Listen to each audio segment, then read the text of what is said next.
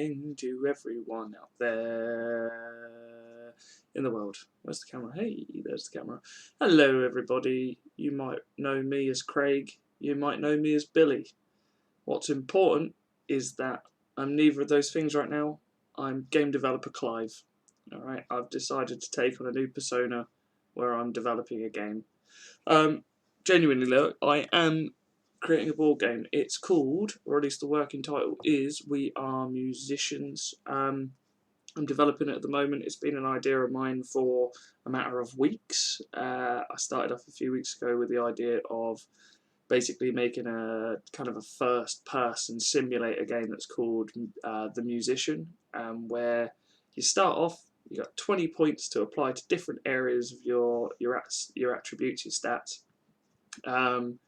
Depending on where you put them to begin with, depends on what opportunities you get at the start, and then you collect more as you go along, or you lose them as you go along, and then that changes. And it's kind of very much along the idea of like a choice-based RPG sim. So it would be a bit like Fallout New Vegas, but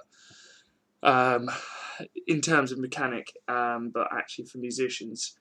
But the other thing was as well that it would play more like a game called 60 Parsecs. I don't know if you ever saw that. There was two games that came out around a similar time. I think one was called 60 Minutes or 60 Seconds, and the other one was called 60 Parsecs. And one you're basically trying to survive a nuclear apocalypse, which is quite funny because we're pretty close to that right now.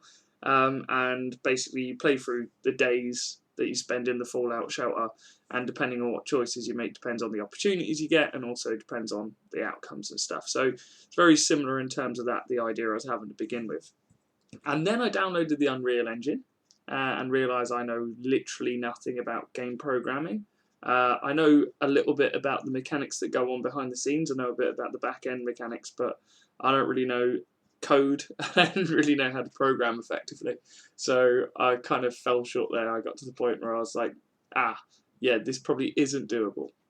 So then I came up with a second idea, still the same name, The Musician, but it would be a text-based adventure or a game book.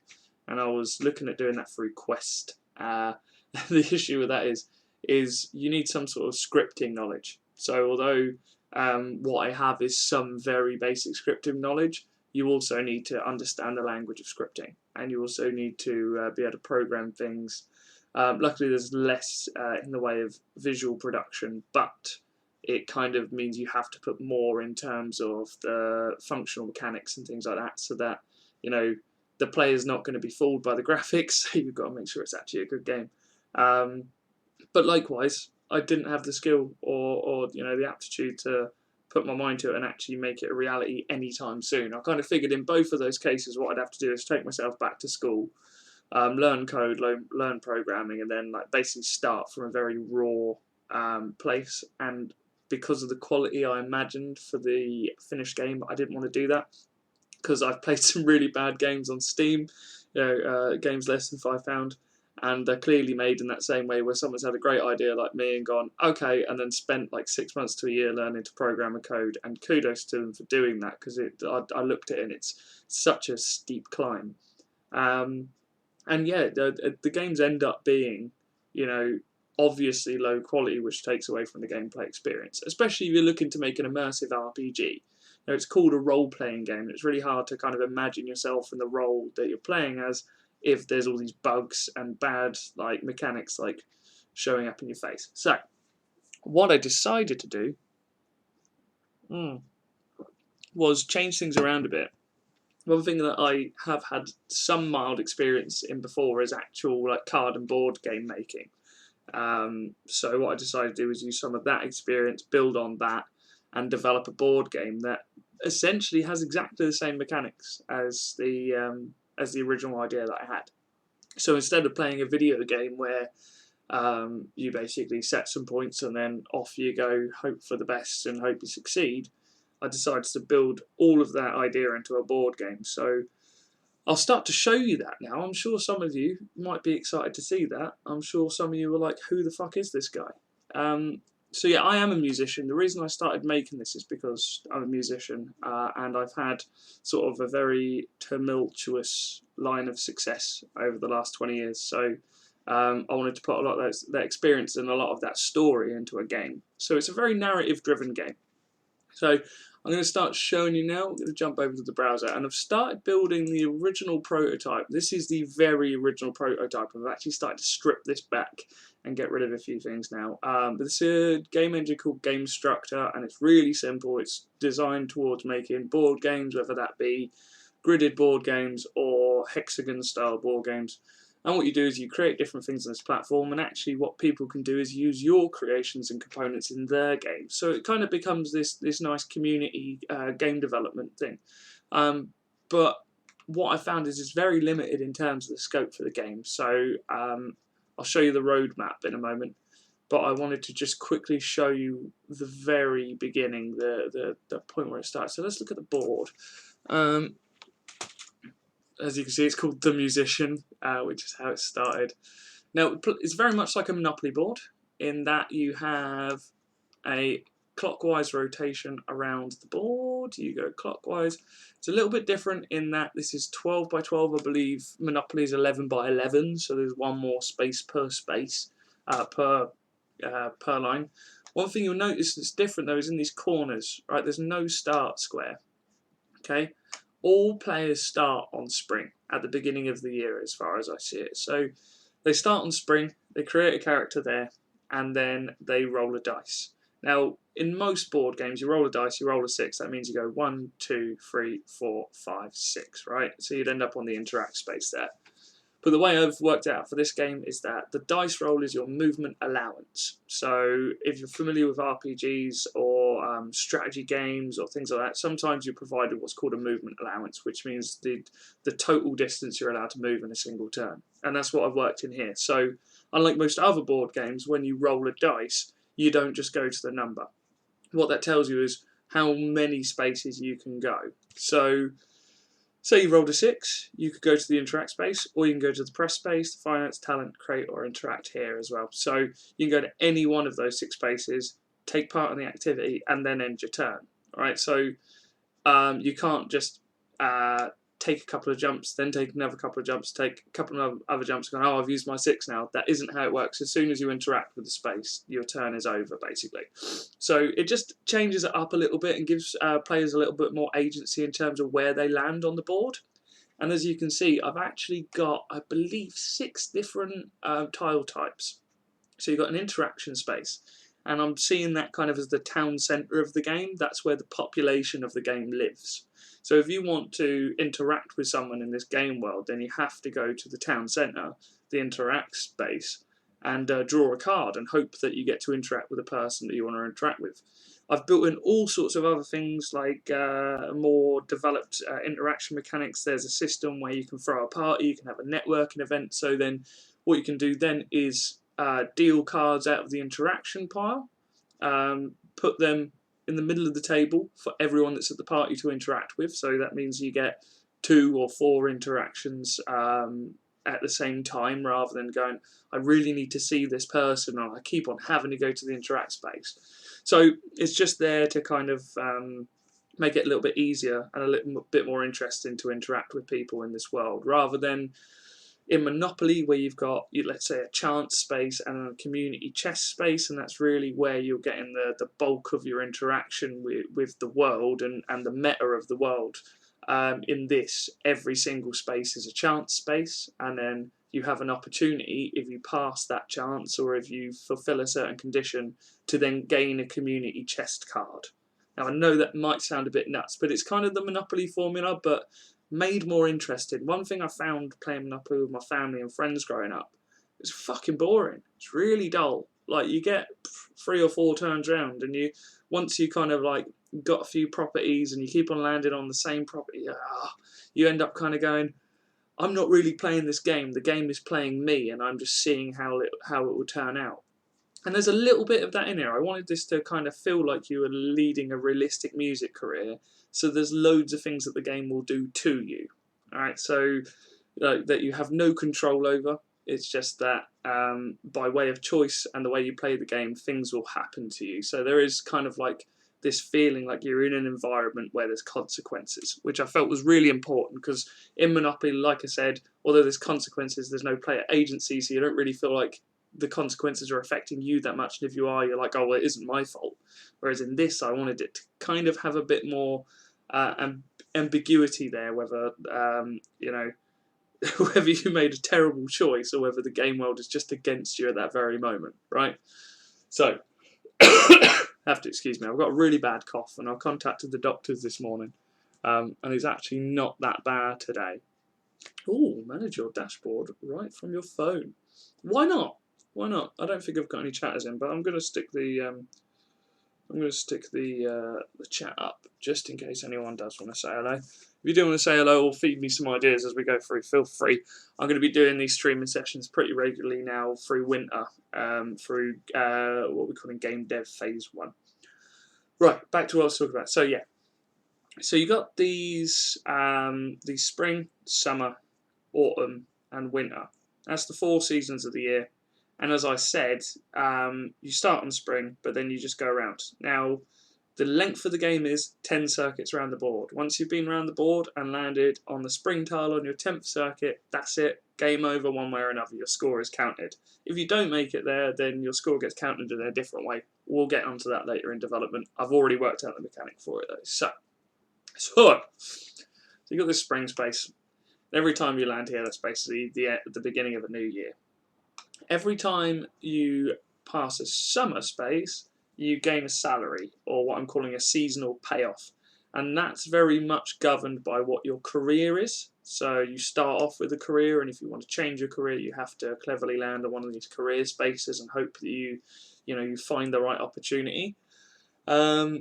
So your finances, your seasonal payoff is very much governed by your career, but also by other things like finances, things that you've done, creations, because you can get royalties from different creations, and things like that. So when you get to the next season, the band manager, who kind of sits in as a dungeon master, so this kind of has a Dungeons and Dragons element to it as well, in the way that you have players, and then you have one other player that's called the band manager, who administrates the game on behalf of the players.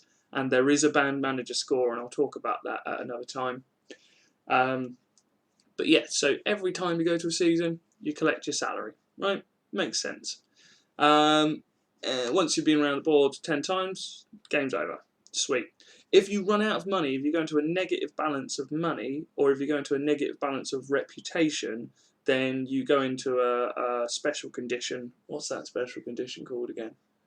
Negative balance. The special condition is called negative balance. If you haven't worked that out by the time you reach the spring tile, you will go bankrupt. Simple as that. So it's a way of kind of like stopping people from manipulating their wealth and their reputation too much in order to boost their other attributes, and kind of focus on that as like kind of their core score.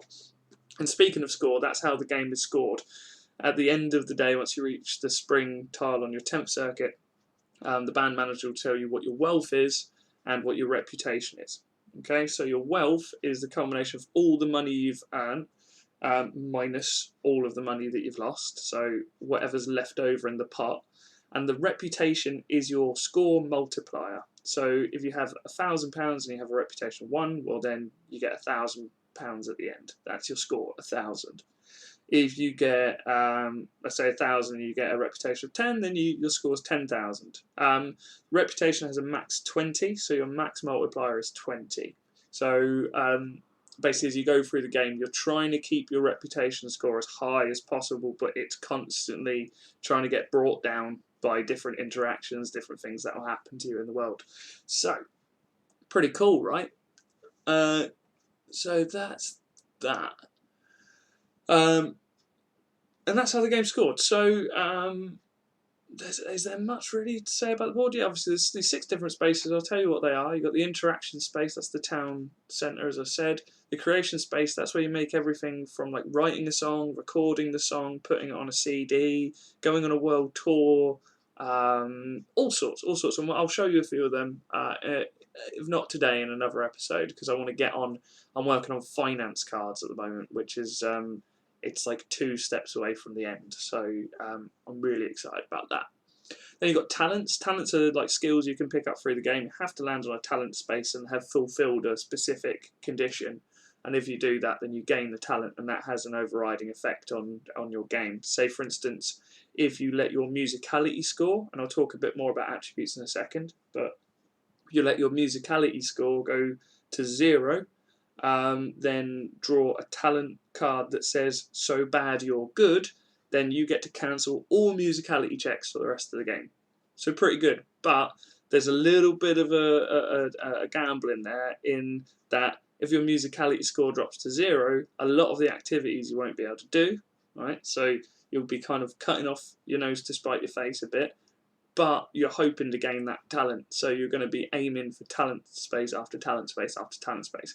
Now, as you can see, some of these spaces are less common, and I've made sure that I've kind of put them in with a sense of randomness. The only ones that I haven't put in with a sense of randomness, I think, were perhaps the finance, because I wanted to kind of make that seem like it was a month. Hang on, 1, 2, 3, 4, yeah. 1, 2, 3, 4, yeah.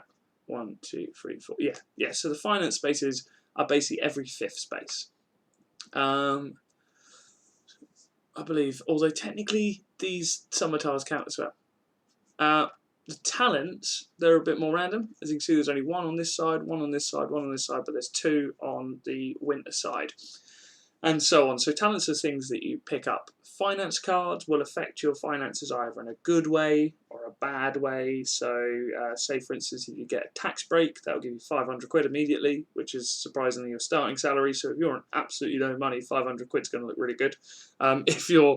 If you've got £10 million in the bank, 500 quid's going to seem like a bit of a joke, which is kind of the idea. So then you've got your press spaces. That's everything that you interact with the national press, the global press, social media, everything like that. Basically anything that is someone else telling a story on your behalf, kind of. There's a little bit in that in Create as well, but basically this is where you're at the whim of the press. So it's a good thing to land on, because then you get heightened reputation. Sometimes you get different buffs and debuffs. You might pick up some talents, or the capacity to pick up certain talents. But yeah, press is that for that basically, and then like I say, career is for when you want to change job. So you've got 1, 2, 3, 4, 5, 6. Yeah, 6 different types of spaces there to land on. And like I say, when you roll the dice at the beginning of your turn, you basically get to pick which one you land on within the range of your roll. So if you rolled a 3, you can either pick interact, create, or talent. There you go. So that's really the core mechanic of the board. In terms of design, what I really want to do is I'm working with an artist called Ian Kidley, and I really want him to do sort of like a season for each of the tiles. So this one will be kind of like, fresh grass and sort of birds flying and stuff. Summer, really hot, sort of like sweltering heat. Autumn, brown leaves, and then winter, obviously snow, and just to kind of give them a bit more artistic glamour. And then each of the interaction spaces, each of the activity spaces that you can land on the tiles, having a different design for each of those as well. And in the middle, what I wanted to do was essentially create a design that also included sections. Let's say this 4x3 section here, that'll be like a subsection of the rules. So essentially the players don't have to keep on asking the band manager what the rules are. The band manager doesn't have to keep on getting the rule book out to tell them. There's some pretty hard and fast rules basically on the table. And I reckon kind of like how the Pokemon game mats do it. If you've ever played Pokemon trading card game, you can get these game mats, and on there it's got your special conditions and all sorts of different rules and ways to follow the rules and things like that. And it just helps when you're in the game, not having to come out of the game to figure something out. You're already in the game. So that's what I want to do in the middle. So yeah, a greater design where it probably says "We Are Musicians" in the middle somewhere, and then a few sections where there's some like quick rule references. All right, so that's the board. the other things I started to create were the tiles, which you've seen because they have to be there for the board. Decks, which I just sort of made one main deck to kind of see how I could affect the weight of certain cards, which we'll talk about another time. And cards. So I created all these different types of cards, basically. It's page 202. I've actually started to delete these as I've put them into the master spreadsheet, because a lot of them have changed in terms of weight and balancing. So these are finance cards. As you can see, they're finance there. Purple are press cards. And we've got keeps. Keeps I actually changed. So there was a concept in the game originally where certain cards would just say "keep me," and they'd have loads of text on them, basically, as you can see from. Hang on. See, where are the keeps? Keeps, yeah. And to be honest, once I bulked out the mechanics, they just had a lot more text than for no reason. So what I decided to do was basically split the text between a card that provides you with this card and this card itself. So, for instance, tax bill, right? So you get a tax bill. That will give you what it's if you're distracted, so if your job is distracted, you get to roll a d6. If it's odd, then you gain a card which says missed tax bill. And then if we go to the missed tax bill, it says, let's hope no one notices, shall we? And you lose 1 reputation. When you draw the financier card, follow the instructions to place this card back in the finance sidebar. See, so these, although these are called keeps, you can see I'd already, with that one, had the idea of the sidebar. And what that essentially means is there's 2 types of cards you can get in this game. There are the chance cards and there are the community chest cards, right? The chance cards you gain from travelling around the board. Hello, Beebensmen. I can't even pronounce your name. Beebensmen. Hello, I'm just creating a game. Do listen to me chat. It's nice to meet you. If we haven't met already. So you've got 2 different types of decks. You've got the first type of deck, and that's essentially as you go around the board, they're the ones you pick up by chance. Now, some of them will have on them, depending on the condition, pick up this card, and that will be in your sidebar.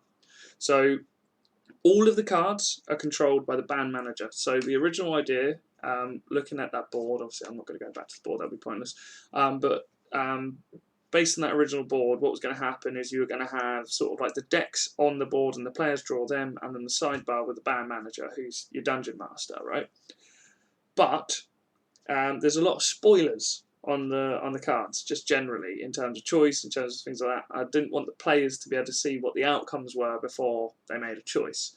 So what I've done now is basically the band manager has both the main decks and the sidebar decks. And I'm trying to figure out a design for a physical prop, kind of like basically an L, which has 6 decks that way, 6 decks that way, so that the band manager knows these are my main decks, these are my sidebar decks, and when anything happens in the deck, everything from the main decks is drawn at random, and then everything from the sidebar decks they can take out and look for the specific card they're looking for and hand that to the player. The player keeps that then, going back to the idea of keeps. So there you go. What we're doing at the moment, right? So where are we at? I'm going to show you the roadmap quickly.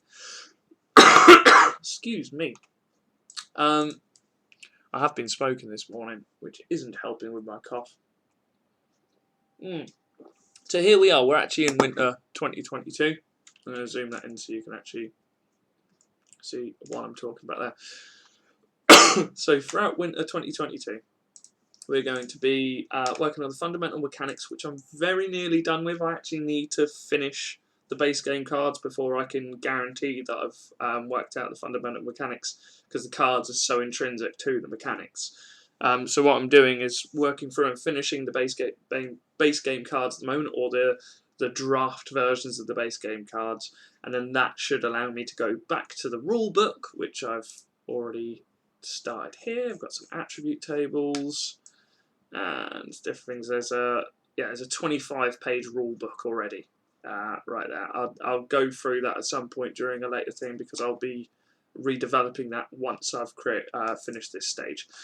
So we've got fundamental and base game cards. They're basically happening at the same time right now as we speak, and then the next stage will be the first edition rulebook. So basically, these 3 steps will be completed at the same time. and that'll be basically my first step, and that's what I'm working on at this very moment as we speak. So fundamental mechanics, which is basically everything that sort of like is going on in the background of the game, everything that allows it to work and everything that allows it to work well. Base game cards, which is, like I say, they're intrinsic to the gameplay, so they need to sort of be made and then checked against the fundamental mechanics, and then once that's done, I can then go back to the rulebook with the fundamental mechanics and the base game cards in mind and finish the version 1 version of the Band Manager's Handbook. The next stage for me then, which I'll probably start at some point about halfway through November or December, depending on how quickly I get through this stage, will be the first digital prototype. And what that's going to be is either made on Tabletopia or Tabletop Simulator. And I've got a choice there. I've done my research and both look like possibly the most likely outcome for me to use, because just of user experience and in terms of the ability to create on it and make changes to creations easily on it. One thing I noticed generally while making these sorts of things is if you take too many steps forward, the steps back are quite dramatic. So what I really want to do before I move forward and make that digital prototype is really get those first 3 steps, that solid centre of the game, done, so that I know when I'm making this digital prototype, any changes that are going to need to be made will be small, so it won't be a huge step backwards for me. Tabletopia I'm thinking of using because it will be free for testers. Basically, anyone that wants to help me test the game can come and do so for free on Tabletopia. And then Tabletop Simulator, it's just a little bit better looking. There's a few better functionalities and stuff, but it will cost me 14 quid, and it will cost whoever wants to play 14 quid, right? You have to have a license to play this game. Or, you know, the simulator. Give me a second, I'm just going to blow my musical nose. Oh yeah. Right, so. Oh, yeah, I'm a bit of a fucking weirdo. I should talk a bit about myself in a little while, but I just want to, I don't want to make this project about me. This project for me is about giving people in this crazy world we live in something fun and interesting to do. So back to the digital prototype. Tabletopia, it'll be free for testers. The quality of the engine isn't quite as good, but it will work. Tabletop Simulator, the engine's extremely good. There's lots of variability, there's lots of things I can do with it. It's easier to edit things after the fact, but it does cost money. What I might do in the end run is actually release the digital version of the game on Tabletop Simulator, and that means that of course you'll have to spend $14.99 to get the game, but it will be a much better digital game. What I may do, given enough time and enough motivation, aspiration, is actually do it on both. So when it comes to the final digital release of this game, whether on Tabletopia and Tabletop Simulator, because the difference is really in terms of users. Tabletop Simulator doesn't really have much access on mobiles, whereas Tabletopia does. You can basically download an app where you can play the game. So I just need to work it all out in terms of that digital prototype. But that's coming after the stage run now. And then what I'm going to be doing around the same time as that, while I'm developing the digital prototype, is I'm going to be seeking a little bit of funding for a physical prototype, because I'm skint. I'm quite frankly skint, and so is everyone else. So if 1,000 people chuck me a quid, then we can have an awesome physical prototype. But I'm not even going to need that much money for the physical prototype. Essentially, what I'm going to need is a board, all of the cards, and a print of the rulebook. That's all I'm going to need for the version 1 of the physical prototype. So I reckon absolute cost of £100 and £150, because I'd have to get a lot of the stuff printed on demand rather than mass produced.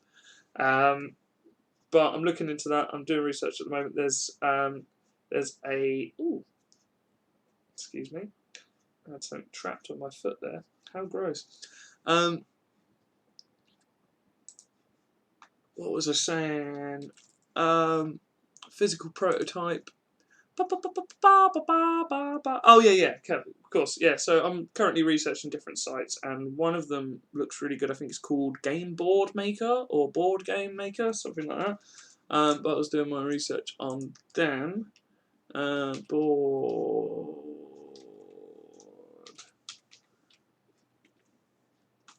game. Maybe let's just do that, shall we?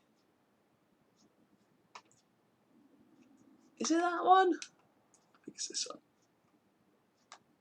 Oh yes, these guys. These guys seem really good, and I can get everything done from the board, the box, the cards, and of course game pieces. And then that's only going to be like, I think maximum of 6 players, so 6 little dudes. And for the prototype, it's going to be pretty cheap.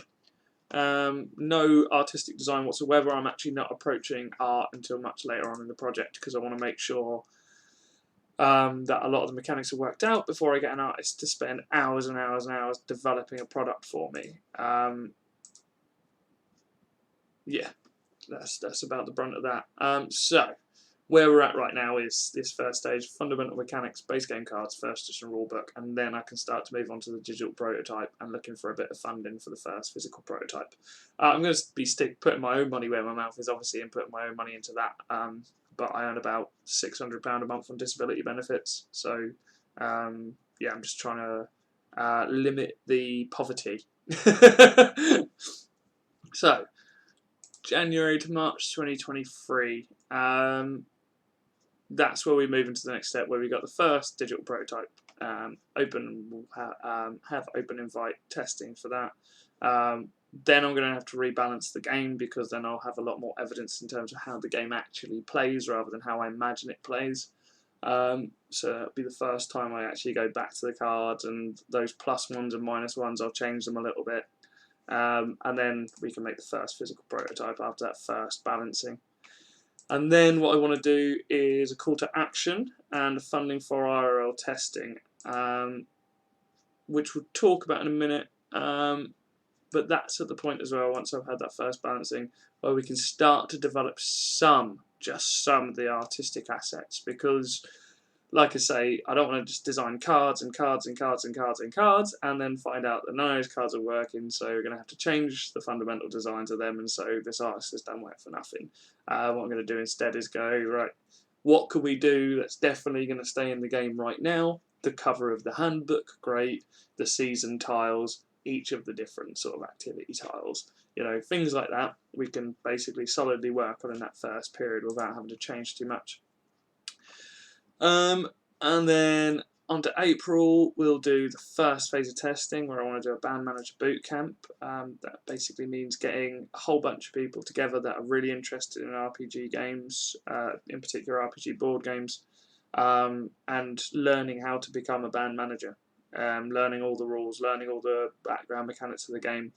The reason I'm calling it a boot camp is because usually if someone gets into Dungeons and Dragons, they'll probably have a character for a little while, and then they'll get interested in reading the compendiums, and then they'll basically become like a fledgling dungeon or dungeon master, and so on, until they eventually go, do you know what, I really love being the dungeon master in Dungeons and Dragons, so they will do it every single time, and that'll be their thing.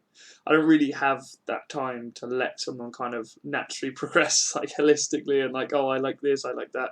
What I'm trying to do is kind of go to people, right, I'm gonna in the space of 3 days, I'm thinking, teach you exactly how to play this game, teach you how to succeed at this game, teach you how to lose really bad at this game, so that you can effectively advise other players. There's a reason for that, and that's here in May and June, where we move on to the next phase of testing, which is UAT, which I used to work in systems testing, and that's called user acceptance testing, so I've just used that abbreviation here. And user acceptance testing is basically where you put it in front of the people that are actually going to be using it and test how well they use it and how well they like it, if there's any issues and things like that. So although we've got this band manager bootcamp, there's not going to be an awful lot of changes. That will obviously throw out some things for me. I will start to spot some things, so there'll be another phase of balancing, and then another physical prototype version 2, and that'll be before the RL testing phase 2, the UAT basically. When I make the physical prototype version 1, there will be one board, one set of cards, all of that. Okay, it will just be, this is a singular thing made entirely just for testing this premise with these 3 people. 3 or 4 people, these band managers that have come along to the boot camp, and just checking that everything works, and basically being there to teach them the game, and to teach myself the game as well. Because although I've played it in my head hundreds of times now, I've never actually sat and played it. So yeah, this physical prototype 2, though, there will be, I think, 4 of them, and the reason being is because when we move to the testing phase 2, I'm going to rent out a it's called Geek Retreat, or at least it used to be called Geek Retreat. I think it's called Top Deck something now, down in Bletchley, which is, I live in Milton Keynes in England, and so just round the corner from me. I'm going to rent that place out for, I think, 2 days, maybe like a weekend, sort of a Saturday and a Sunday, and then invite several people, I think 12 players, and those band managers that completed the boot camp, and then basically put them to the test, get them to play games with each other. There may be more than 12. I'm thinking if there's like a variety of different game sizes. So I want one where there's 1 band manager and 2 players. I want one where there's like 1 band manager and 4 players. I want one where there's 1 band manager and 6 players. So that makes up the 12. But then I've also had other ideas for groups where I don't want them to have a qualified band manager there at all. I want them to kind of like basically be given the box and the rules, a group of 5 people, and go, right, you figure that out then, let me know how well you get on, because then that will give me more of an impression of how people are actually going to react to this thing if they walked into Waterstones, bought the box, took it home to play with their friends. It's all well and good me kind of training these band managers, but yeah, in order for people to actually enjoy this game off the bat, they need to not be trained. They need to be able to basically use the board, the cards, and the rule book in order to fully embrace and understand the game and be able to administrate the game on behalf of the people. So that's that. There's IRL testing phase 2. Still got a lot of planning to do before then. Luckily, we've got like 7 months until we need to actually have a look at that. Then I'm going to do the final balancing. So I think by that stage I'll have a really good idea of what all the cards are, how they work, how they affect different players at different points in their career and things like that. So I can have a nice, finely balanced game, that doesn't favour one playstyle more than another too much. Because I feel like that's where I'm at right now. I feel like if you're going, I just want to be successful, and taking every chance to do that, yes, you can fail, but then there's every chance you'll succeed. Whereas if you'd go, no, sod that, I just want to hang out and be a busker for the next 10 years, you are taking a serious risk in terms of your final score.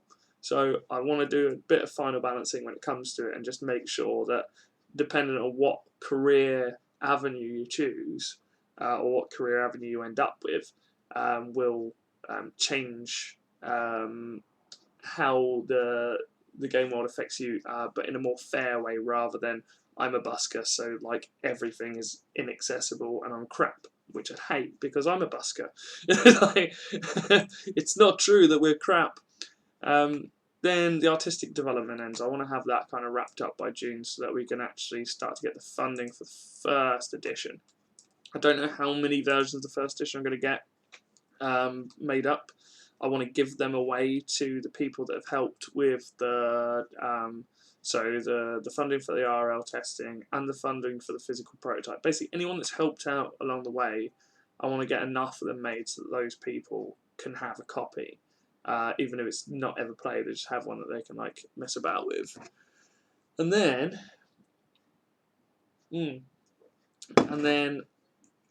yeah, a few more. Oh yeah, sorry, I forgot the physical prototype version 2. There'll be a few of those. I said that. Great. Final balancing, artistic development ends. That's where I want to have all of the bits produced in terms of visual artwork and stuff. And then the funding for the first edition, obviously, and then those people especially will get the first edition. Okay, so after that, we can kind of almost figure that it's more or less done and it could go into production, but I do want to do one final testing phase with basically a first edition copy. So it will be a prototype again, but it will be as close to the finished product as it's really ever going to get. And so during that final testing stage, it's about just taking a month to analyse the data that I've already collected, to watch people play it digitally without any involvement, so I can take a real sort of like bird's eye view of what's going on, and also maybe hold one more day where we get a load of random people from the public. So I put general public there to actually just come in and play the game for free, and like kind of give them some t-shirts and things like that, just to kind of like thank them for coming along and helping us for testing it. Last minute adaptations, so if there are any after that final testing phase, which I really hope there aren't, but if there are any last minute adaptations, then I can make them before we actually produce the first game, which will be the first game going out to people will be in August to November 2023. I would have basically my silly optimistic brain was going, oh yeah, we can have that done by January. But I don't want to be one of those game developers that kind of goes, here's this interesting thing, it's going to be ready by here, and then just string you along, just plumbing you for funding, which I really don't want to do. I'd want as much money as I need just to get what I need done, and that's it. And also, it's in my interest just to get this done like immediately. We don't need a big game development team. I keep on saying we. I should say who we are. So I am basically a concept designer for this game, and I'm doing a lot of the sort of initial production. We have got my housemate Nick. He is basically concept and design as well. He could be considered my concept and design assistant, but no, equal footing and all that. He's basically, I'm calling on him to double check my work as I'm doing it, and he's coming in occasionally going, have you thought about this idea? Which has been great. So it's going to be a Craig and Nick game, I think. It'll be released as a Billy Nomad game, which is like my musical persona. Yeah, and then Ian Kidley has agreed to basically come on as one of the initial artists. I'm not sure if it's going to be too much work for one artist, because there'll be roughly 200 to 300 designs that need making before August, November next year. That's going to be the biggest challenge. But I'm thinking if I get 6 different artists, then they can work on different areas of the game. Right, so yeah, August, November will be the production of the first edition. Then we'll deliver all of the perks promised across the crowdfunders, and then we'll begin development of the expansion packs. Now, there's 3 expansion packs we've already come up with, all of them thought up by Nick, which is the Scandals pack, which is, you know, it adds different cards into each different deck in the game, which kind of adds an element of scandal that you can get involved in, wrapped up in. There's a few scandals already in the base game, but these will be sort of like more long gameplay loops, like quest lines, where you can either come out looking really good or come out looking really bad. And then comebacks, so that's basically, it's kind of going to be more of a content swap out sort of thing, I think, where you take some cards out of your original deck and then you put some cards in, and what that essentially does is it changes the narrative. Sorry, I was trying to think of the word for changes then. It changes the narrative so that instead of being a fucking just like a start-up musician, I'll tell you what the narrative of the game is at some point. I've already kind of told you how to play it without telling you what the game is. But yeah, so yeah, comebacks is kind of like it changes the narrative so that instead of being an upstart musician, you've been a musician for years, taken some time out, and now this is your big comeback, and that will just be an interesting sort of narrative addition to the game. And same as altruism and philanthropy, that's where we'll put in like crises, that's where we'll put in like charity opportunities and things like that, kind of like, and we've already got a few little things like that in the game, in the base game, but this will be a more expanded version of that, where there's more options in terms of sort of you being altruistic or not, or choosing to provide philanthropy or not. So that will be really interesting, but I won't begin that. That's why I put that here. I won't begin that until I'm absolutely certain that I'm finished on the rest of this, including crowdfunding perks delivered. I don't want to like basically kind of go, oh, the game's coming, but I'm working on the next stage of the game. Fuck that. I want you to kind of have the game, and you'd be like, yay, the game. and then me to say to you, and by the way, by the end of the year, I want to start these expansion packs so that you've got something to look forward to for the new year. And then in December 2023, in the lead up to Christmas, it'd be nice if I could commercially release the first edition game. Now, being an independent person without much money, much reputation, nepotism, I keep on talking about the attributes. I haven't actually explained to you what they are. I will in a minute. But because of that, I don't really have the resources to make this a widespread commercial release. So what I'm going to have to go and do is either speak to a business advisor who can give me the correct advice or the valuable advice to kind of proceed with that, or take basically all of the finished elements that I've got and sell that to a bigger games development company. And I have no idea how to do that either.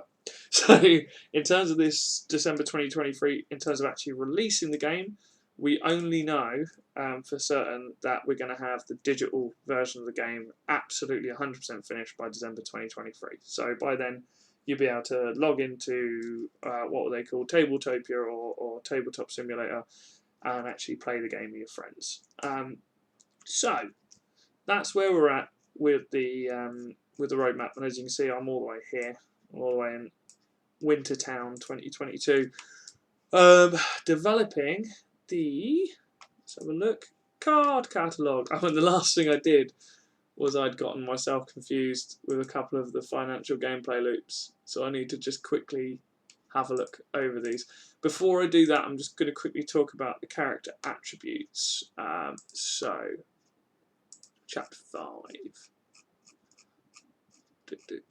Board, custom decks, characters after characters, isn't it? There's so much, so in depth. Sorry, that'll be a bit neater by the time I'm done. Right, so these attributes, they basically spell out the word musician. See that? Ignore reputational wealth, that's more a score factor, but I've put that here in attributes for the time being because it kind of all gets explained together. So, musician, right? And so you've got musicality, that's how good you are at music. You got underdog, that's how many people believe in you, or you know what the general consensus is on your chance of success. Your style, basically how fashionable you are, how good you look. Your intelligence is basically how smart you are. Duh. Charisma is how well you hold yourself in a conversation. Inspiration is how well you come up with ideas and how easily you come up with ideas. Aspiration is how motivated you are to basically complete those ideas. So inspiration and aspiration tend to work well together. And then nepotism is how many friends you have in high places or how many friends you have generally. Reputation, wealth, your score factors. Reputation is basically a measure of how the population feels about you right this very moment, and then wealth is how much money you've got in the bank right now. Not to be mistaken by seasonal payoff, which is basically how much wealth you gain every time you pass a season time. So, obviously we've got these attribute tables, and depending on your level, I'll just show you this first one now instead of going really into it. Depending on your level, gives you a different rank, which means you can do a different thing, but this kind of has a meta description as well to make it a bit more interesting for the players. So if you have level 0 musicality, you are musically illiterate, and you know literally nothing about music. And what that'll unlock is So Bad You're Good, which is that talent card I mentioned earlier. Whereas if you have a level 0 musicality, draw a talent card that says So Bad You're Good, you gain that talent. So, obviously 1 to 4, that's budding bot maker, you know, and then you've got these different levels basically, and as you can see, these have different brackets. So if you're 1 to 4, you're a budding bot maker. Okay, I really can't say that. Budding bot maker. God, I'm gonna have to change that. As you see in other schools like Underdog, they aren't rank brackets; they are points. So you've got 0 to 10 there. They are incremental by 1. The reason being is because underscore and nepotism work a little bit differently.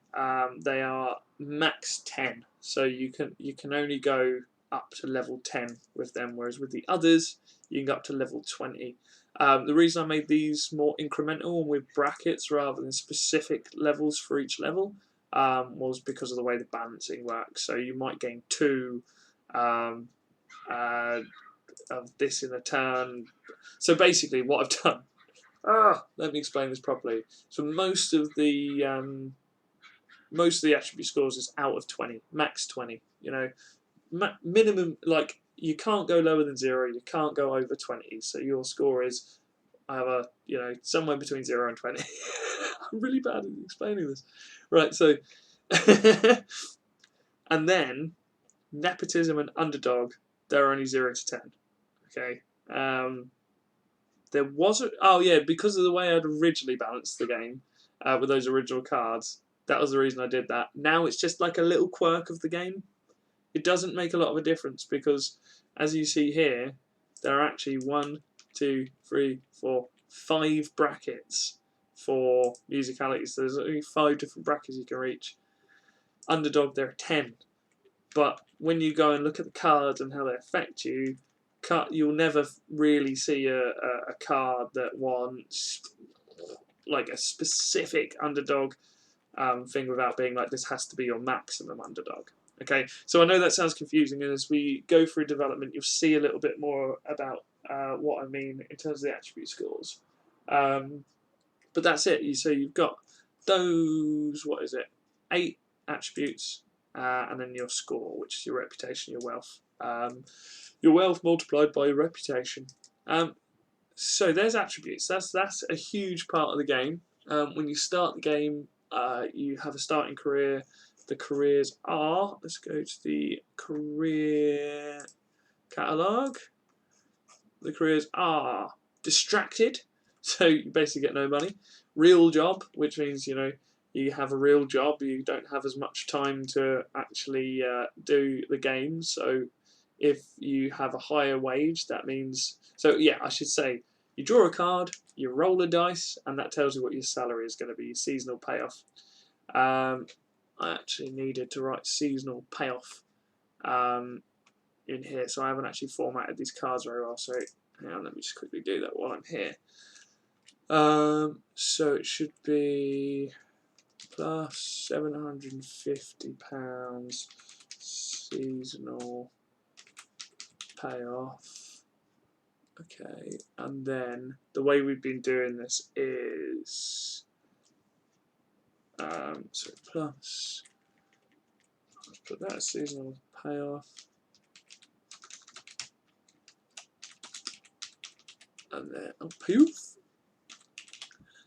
and then a slash to kind of say and then what I'm actually going to do is -1 max movement allowance. Oh, if you notice any spelling mistakes, please let me know, because I'm doing it in Excel, it doesn't have a spell checker. 5 grand. So as you can see, if you get a real job, you can actually earn some decent money. But we'll go over to the additional buffs and debuffs in a second. I'll show you what that does. And then so slash -3 max movement allowance. So as you can see, depending on what you roll when you pick this job, depends on your seasonal payoff. So if you roll a 1 to 2, you get 750. 3 to 4, you get 1,250, and if you get 5 to 6, well done, you've got a really good job. You go on 5 grand. But for either of those 2 middle brackets, if you earn 1,250, that's pretty much a full-time job. So you've got -1 maximum movement allowance. That means every time you roll the dice, even if you score a 6, the maximum you can move is 5. If you score a 5, the maximum you can score is 4. So you're no, sorry, fucking ignore that. That was absolute madness. So your maximum movement allowance is basically, it gets taken off of the 6. So the maximum dice roll. So if you have -1 maximum allowance, the maximum you can move is 5, and then if you have -3, the maximum you can move is 3, obviously. So there's the maths for you. So it kind of adds a little bit of meta to the game there, whereas if you end up with a real job, you're going to have a lot harder time getting around the board, and you're going to be locked into the 5 grand. And as you'll see as we go through different careers, I mean, these are all low-level musician careers here, with these low rates of pay. but they don't have any debuffs in terms of movement allowance or anything like that, because your main job is going around and being a musician. Right, so let's go looking at this real job again, just to quickly show you this. So if you do have real job, you get -1 reputation per season, which isn't good. So if you you go around 20 seasons, which will be about 5 years or 6 years, something like that, of the game, then you'll just basically have 0 reputation. You'll lose, or you'll get negative balance and you'll lose. So yeah, if you get real job at random from a career space, you're going to be like, damn, I need to get rid of that right now. So, as an additional to that, so there's these if factors in each of the cards, and this is about as far as my RPG game mechanic knowledge goes: ifs, whens, and ors. But yeah, if you have real job as your starting career, do not deduct seasonal reputation. So what that says is basically when you're creating a character, you draw a career at random and it's real job, then don't worry, you're not going to start the game and then every time you pass the season it's going to knock reputation off you, because you don't have a reputation yet. When you start the game you have 0 reputation. This is for if you've been a music producer and then you suddenly end up with a real job. The fans of you being a music producer are going to be pretty upset, so you're going to be losing -1 reputation per turn, right?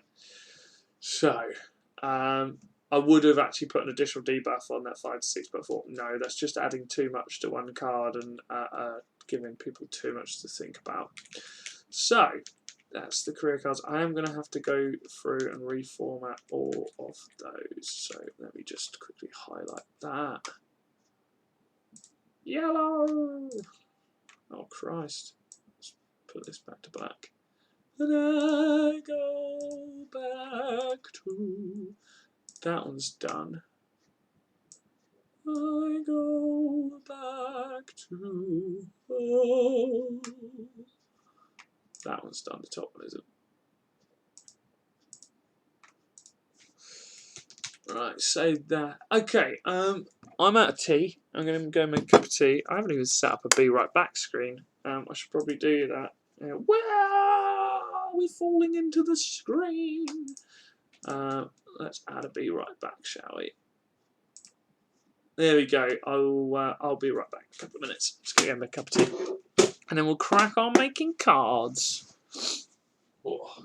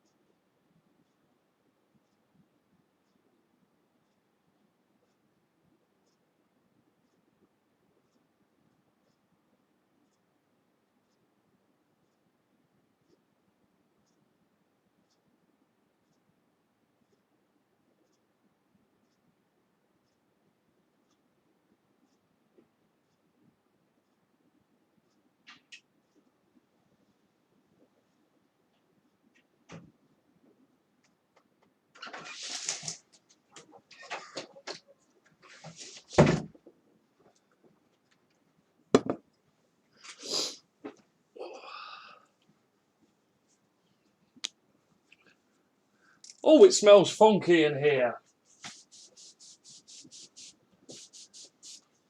Open a window. Spray some nice Febres. Other Febres is available. Ugh. Oh dear. Smells like smoke and cheese. Smoke and cheese, boys! Right, okay. So, it's really nice to have a Beebsman here. Oh, new account. They created their account a month ago. Yeah, very nice.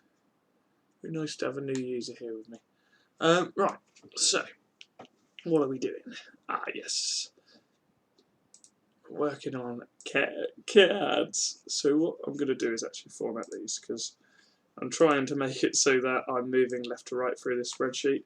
So everything that makes sense in terms of career will then have an impact on the interactions and the creations and the talents, and then the finances will have an effect on the career, and the press will have an effect on the career, if that makes sense. So it's kind of like, looks a bit forward and backwards. I've got some preset characters already. That's good. I particularly like Shady Sadie, who I got a name wrong, so I'm just going to quickly change that. I couldn't figure out how to spell Sadie because I am an illiterate fool. Shady Sadie, where's the Wahlberg? Oh, my favourite is Sugar Mo. Sugar Mo isn't as much a person as it is a feeling you get when you know everything is alright. He's a Buzzcat, by the way. Alright, Shady Sadie.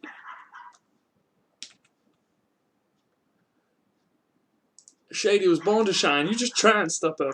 So actually, in here I created 6 standard characters, which I basically did random dice rolls for, and then came up with a name and a bit of feeler text to kind of describe what I imagined was going on with their stats. And yeah, then I created basically backwards, but with a little bit of forethought, especially when it came to that intelligence 10 score and things like that. Yeah, just basically worked backwards with my logic in terms of what would be a slightly easier start for someone. And as you can see, if you want to start to like basically just benefit from the game, these are the scores that you'll need. Musicality 14, Underdog 8, Style 17, Intelligence 10, Charisma 13, Inspiration 11, Aspiration 12, Nepotism 9. That's where most of the later game opportunities open up, is when you're at scores over that. But don't forget that in the process of getting these scores, you can actually, let's say for instance, you manage to get 20 style, you can hit a talent, hope that you get North Star, which is the talent for style, and that means you no longer have to basically manage your style score anymore. That would just permanently be locked at 20. That's cool, isn't it?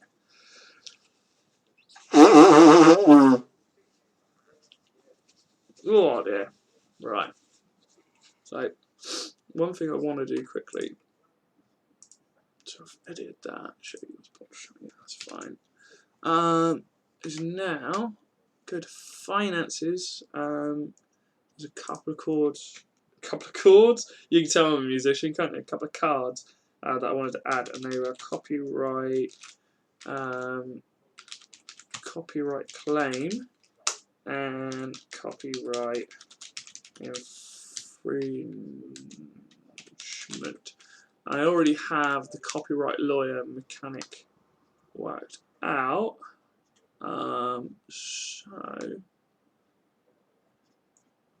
Actually what I might do is these can be sidebar.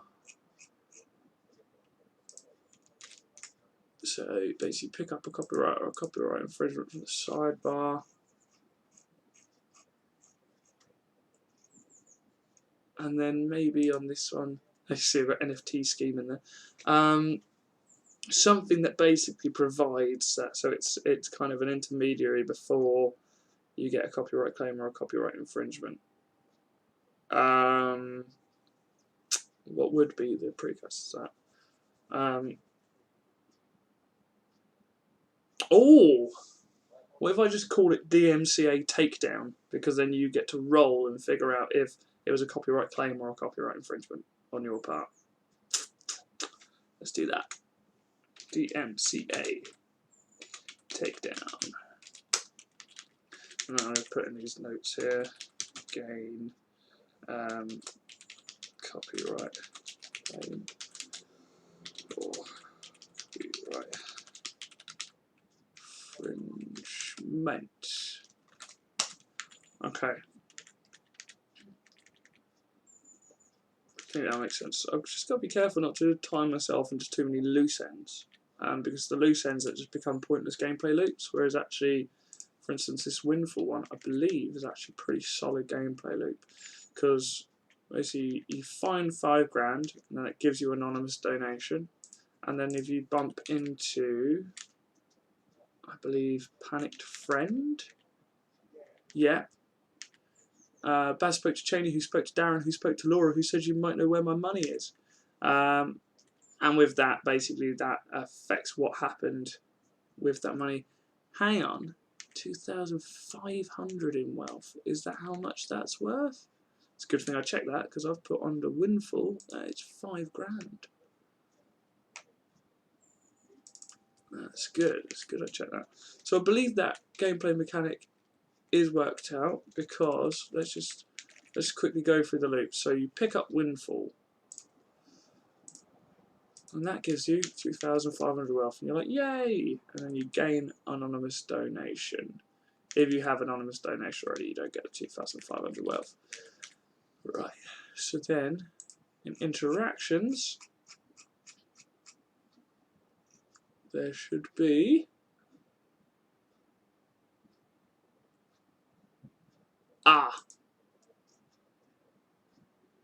no. Yeah, if you have Windfall, then in interactions it goes straight to Panicked Friend.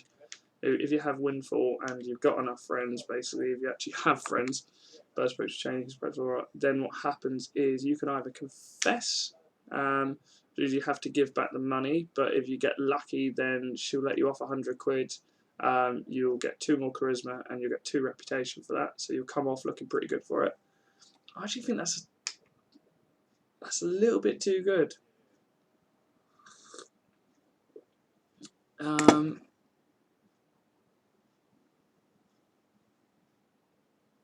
Oh, I think I see how I've balanced that though. So basically,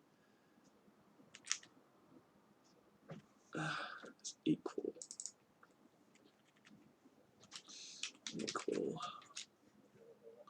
or greater than 2,000. I choose 1.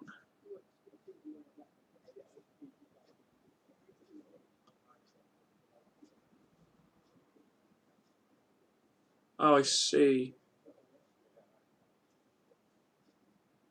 Oh, this is such a confusing card in terms of mechanic. But it's okay because it just matters how you read it. So if a player is equal or greater than 2,500 wealth, choose 1 and roll a d6. So what it means is either choose A from there or go to the if, when, or. And there's an or for both options. Doesn't matter if you have 2,500 or not. You can just claim that Baz is a liar. If you claim that Baz is a liar, you gain Dave Knows. If you get Dave Knows, if the player interacts with Dave, right, roll a d6. So then, if you interact with Dave, roll a d6 on whether or not he wants you. The Dave thing is you can either ask him for a favour and gain £1 grand, or he becomes your private security and costs you 500 quid every season.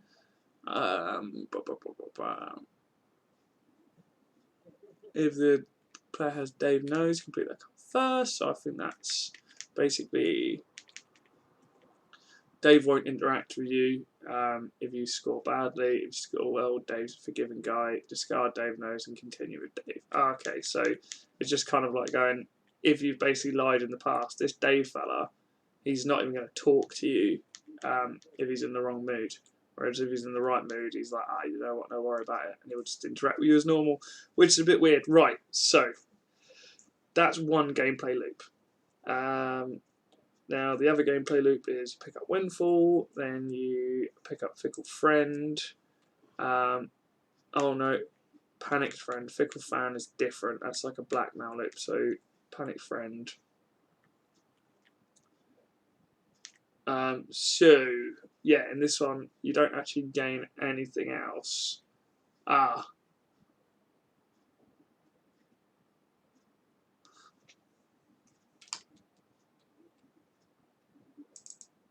So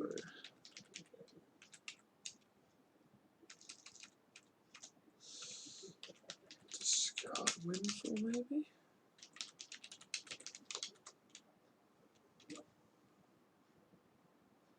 I think that is.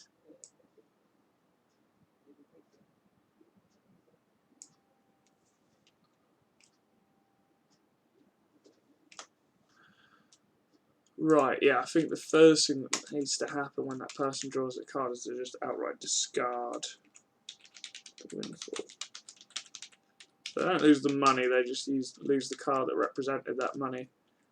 Because then what will happen is when they hit that one again, that card again, they won't have Windfall, so the card won't activate. Which might seem like a really confusing roundabout mechanic, but it actually helps in terms of making the game more fun and more chancy.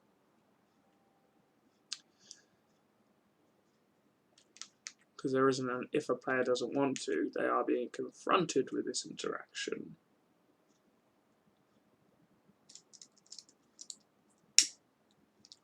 Okay. So that gameplay loop opens when you find Windfall, and then ends either with you being honest and either for some reason we've lost that. Being honest and gaining a buff, or why is that +1 underdog? It should be -1 underdog, because then one more person thinks you're fucking nuts. Even 2 charisma, +1 reputation. Okay. Yeah, and if you get even, you just gain the charisma, which is really bad. It kind of encourages people to lie. But no, it is actually. I feel like there should be another buff gain for basically. Oh, I guess there is, because you're getting the charisma, the reputation, and this is really sort of like a one-off gameplay loop rather than sort of like a constant mechanic the player should interact with. So that's good. That's good, yeah. And they can always pick up Windfall again, and it's just a different friend in it. Okay. So that loop is fine. I'm just going to save and close my roadmap.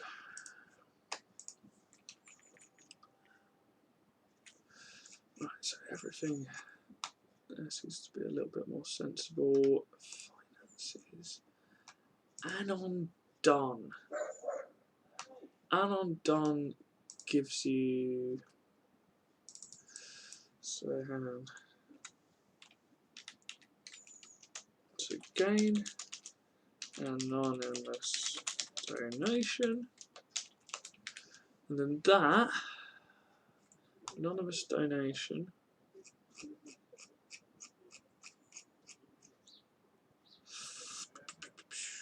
that's there, and then Fickle Fan in it. So in order to do that, you have to have anonymous donation and bad press or out of scan bag. So you have to basically, your reputation has to have dropped significantly since they gave you the donation. And what happens then is you get to choose a d6. You can give them their money back if you can afford it. Scores odd, then you get blackmailed. And blackmailed is actually a wider game mechanic. There's a couple of people that can blackmail you. And depending on who you get blackmail from and why, depends on how it acts as well. So blackmail cards is a little less independent and more sort of linked to other cards that are going on in your collection. So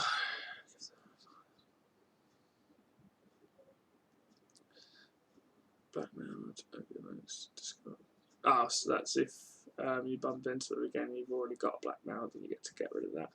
Anonymous donation. If you report to friend for blackmail, then you still have to give them money. And if you score well, to keep the money, and you discard both of those. If the player does not have 5,000 wealth, -1 reputation, and gain bad press, and then you don't lose the anonymous donations, so that person can actually just come back and hassle you again then. Bad press is not good, by the way. Bad press is quite a bad card that's going to slowly grind you down if you let it just sit there. You've got to manage your bad press. And then blackmailed, wasn't it? Blackmailed. How does that work? That's really the end of that. Retain this card until instructed otherwise. Oh, I guess blackmail just means that card can just keep on coming up and keep on coming up until you get rid of it.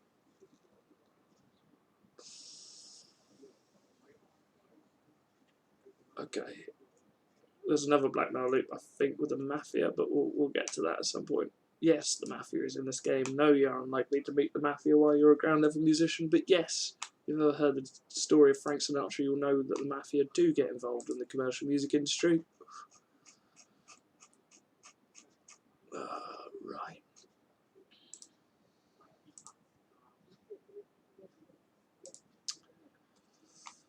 Right.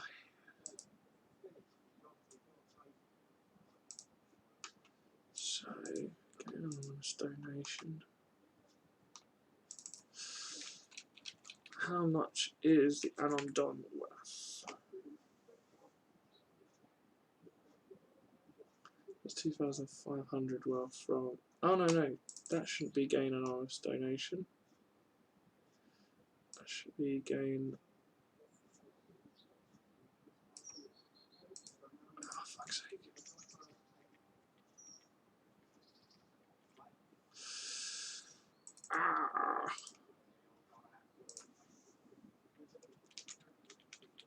That's for that. See how I've got these very similar gameplay loops. I'm just somewhat struggling to kind of untangle them, which is what the majority of this game development phase is about. Is just making sure, and like you keep on mentioning, this gameplay loop, and I don't know if that's the correct way of referring to it, but essentially, I have to draw it. So essentially, if you need some paper. There we go. Oh, I'll tell you what, I'll just do it on paint. That'll be easier. So,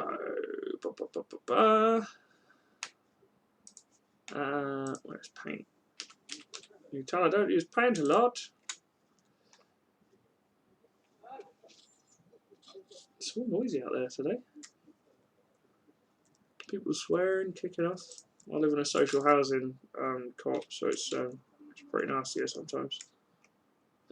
It does kick off a lot. I'll just shut the windows and turn my mic down a bit. Right, so if you imagine, let's go full size brush. Player starts here. Alright, that's the player. So that scribble there. Now, they're going through the game, and then they get to a point. Now, this point can have multiple outcomes.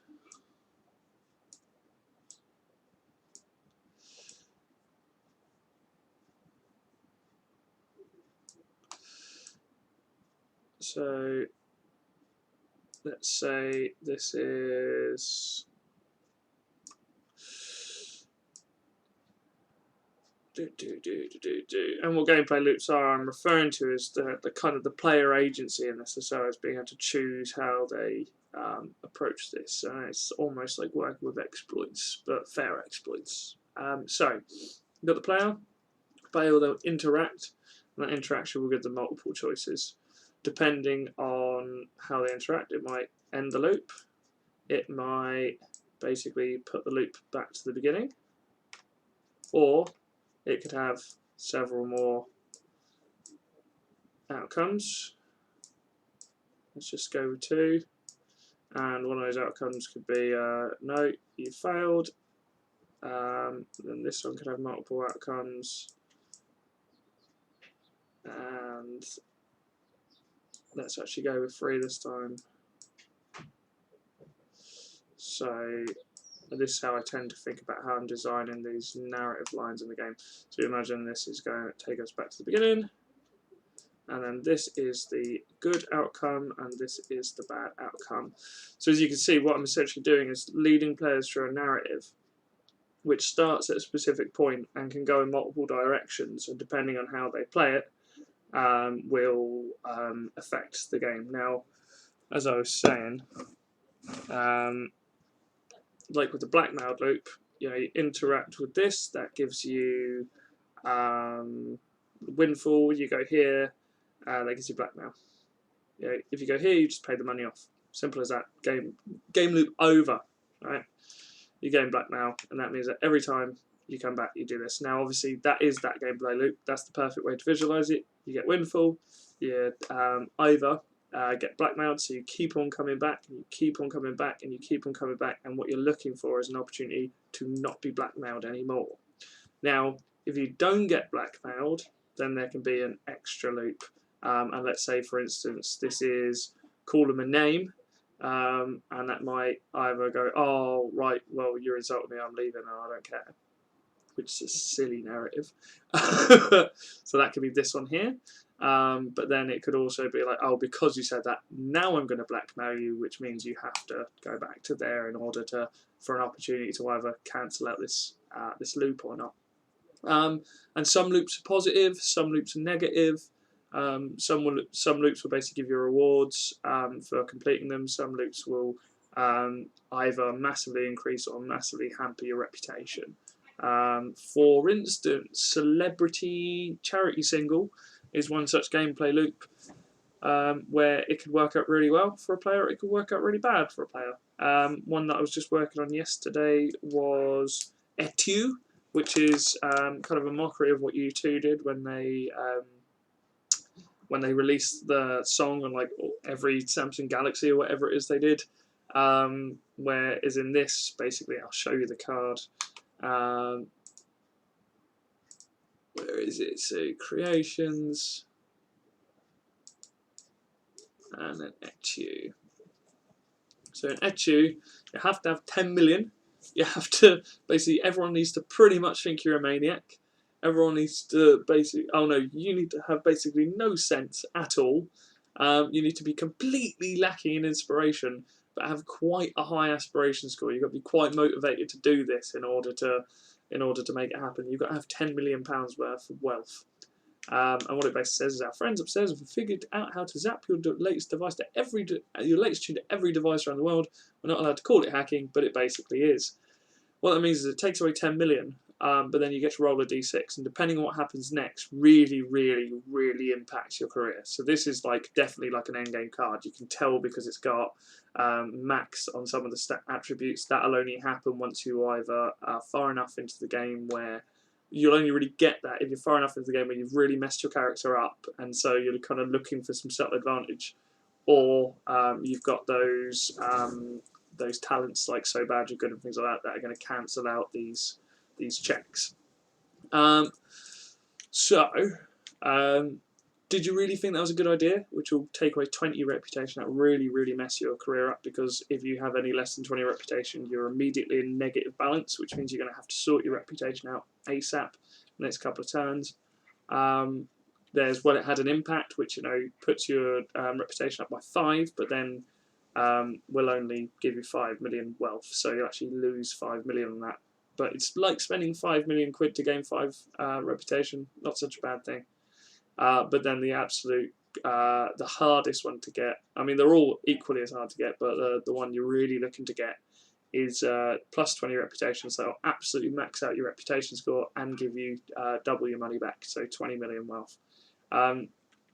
And that, going back to the idea of gameplay, which is pretty much how I'm thinking about this entire concept, is, you know, how does it start? How does it end up? Oh, that's not the gameplay loops. Oh, I closed Paint, did I? No, it's there. It's there. That's what I was thinking about these gameplay loops. So you think about Etu, you're basically, let's clear this and let's stop using that stupid brush. Let's use some dots instead. So let's say you're here. Sort of colour.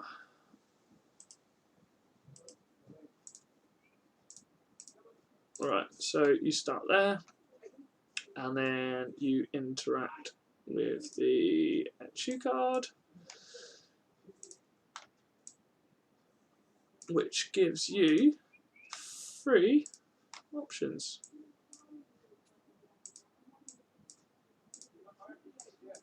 And that are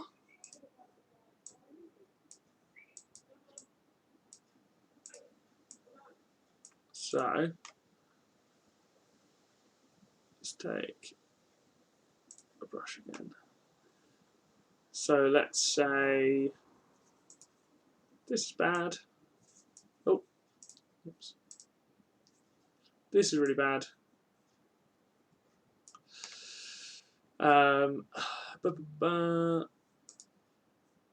This is not so bad, but not really what you wanted. And then this was perfect outcome.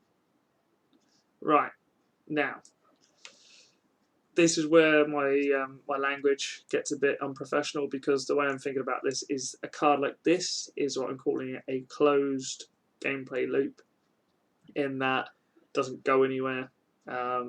There's only a limited amount of options. It's a single interaction with a single set of outcomes. Whereas what we were looking at before, I'm calling an open gameplay loop, where basically, which is kind of the opposite of how I should be thinking about it, but the open gameplay loop is basically, it can go in multiple directions. It can go back on itself, it can go forward on itself, it can mix with other cards and interactions that you've got. So really kind of bring in this greater sense of narrative to the game. These cards are great for like one-off experiences, like if you're really wanting to like have a laugh with your turn and you happen to get that card, then you could be like, alright, fine, I'm doing it. But then if you get to the fucking if you get to the point where you're like, I don't want to spend 10 million on this, I think, because most creation cards do this, bloody hell, too many windows open. Yeah, most interactions do this. So if you don't want to, you don't have to. Yeah, the player would rather not take this action, discard this card. Or if the player would rather not take action, discard this card. And that's just to stop people from basically being forced to spend 10 million and lose 20 reputation, you know. They actually get to choose whether or not they want to do that. Certain other cards and certain creations, I think most interactions, basically you don't have a choice. I think nearly all creations, apart from, what's that? Regurgitate tracks. Yeah, you don't really get a say in that. Your record label does. You get the the illusion of choice, but then you still have to roll. I like this one. They ask if you could approve a greatest hits album, and you say no way, and they say, well, we're going to do it anyway, and it costs you money, and you get a greatest hits album. And then or if you say or if you gain even, they're like fine, and they don't do it. If you go for B, go for it. They might decide on a 1 to 3 roll, nah, never mind, we changed our mind, which does happen. And then 4 to 6, they go, yeah, good choice, and then it charges you the money in your game. So you don't actually get a choice whether or not you interact with that card, but you do get some level of choice as to the outcome, but it's an illusion of choice, definitely. And I wanted to kind of put that out there because as an artist, you do definitely some of the time feel like you have the illusion of choice rather than choice itself. Right. going to go back and format those cards. I've got to go out in about 2 hours. That's probably around the time I'll cut the thing off, although I do need to have a shower before I go out. Okay.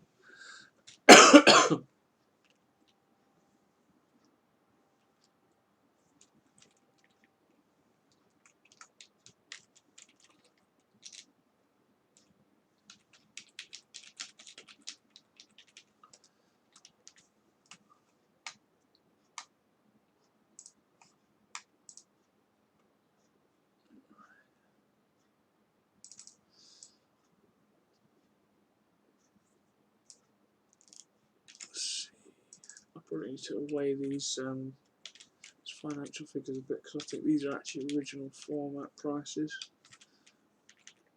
or original format salaries rather. Sorry, we'll get around to that once I've actually finished making all the cards. I'm fairly sure they're okay. They're not going to break the game, but they might be a little bit underwhelming if you're going around the board like 10 turns as a fucking busker and only earning 150 quid every time you pass a season tile. That'd be bullshit. But as a busker, you'll have time to write and record tracks, so you'll gain more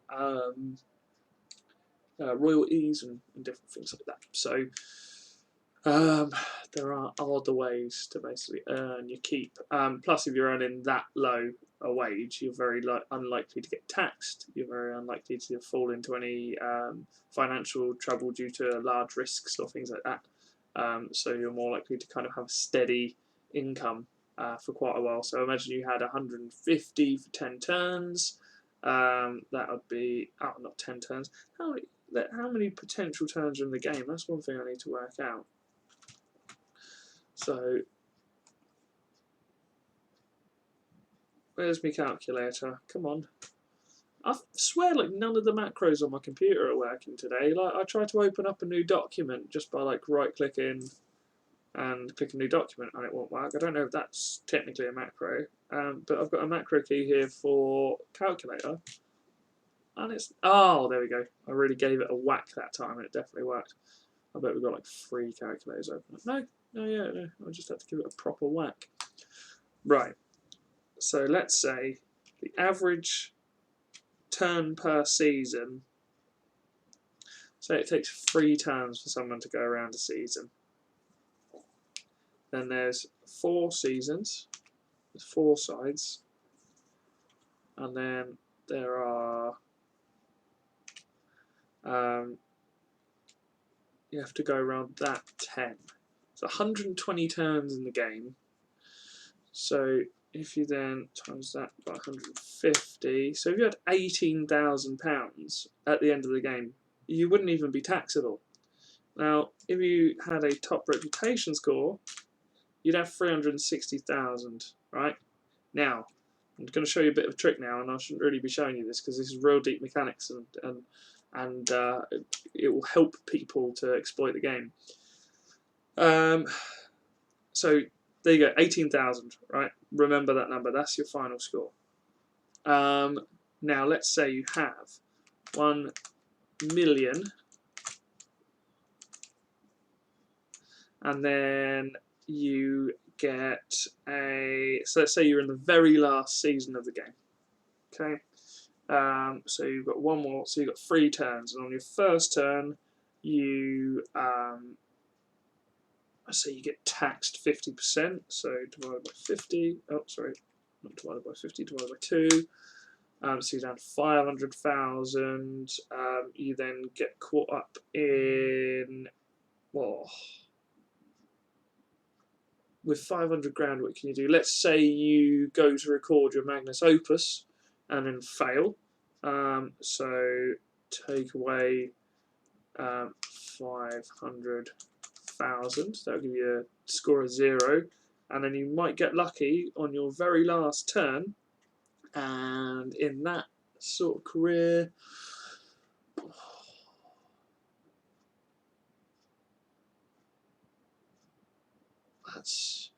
and then your seasonal payoff will be at the end. Hang on, I'm just trying to work some stuff out. So let's say you're a session musician, You get 25 grand at the end. I'm just trying to work this out so that you'll actually win as a busker. Failed.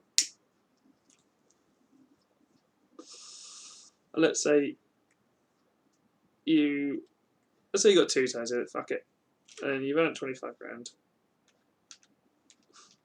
You've got a copyright claim that's worth another 1,500 a season, so you get that as you pass the season tile. But then let's say you have a reputation as you find. Oh, so let's divide. Sorry, by a final reputation score of -2. Everyone thinks you're a dick. Oh no. Oh no, for fuck's sake, that isn't what I want to do. Hang on. I'm so bad at maths. 26,500, that was, wasn't it? So you got that. And then, what did I say? Divide by, let's do that in brackets. God damn you.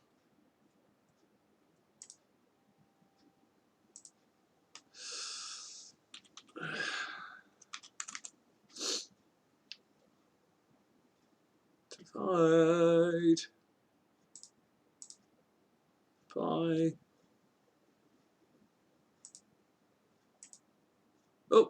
Oh, I've been ages since I used one of these. I don't just do -2, do I? No, it isn't. It is, you have to use the plus minus. This is a fun stream. Watch Billy struggle at maths. Divided by bracket minus 2 bracket. No. God damn it. I can't remember the formula. You'd never have to do that, don't worry. Oh no, you would, wouldn't you? If you got a minus score as you cross the season. I'll have to figure out the maths for this game still. See what I mean about not quite being past fundamental mechanics yet. But yeah, so there's some tricks to be done with the careers, and as you can see, I've basically just worked out that that's not correctly balanced. It need to be a little bit more than that. And I want it to be more realistic, so what would I earn every 3 months as a busker? 50 quid. If I was going out more or less every day is a little bit low. 150 quid every day for 3 months. Yeah, too low. So I'll need to rebalance these once we've gotten to that point, but I'm not at that point yet. That's during the first rebalancing,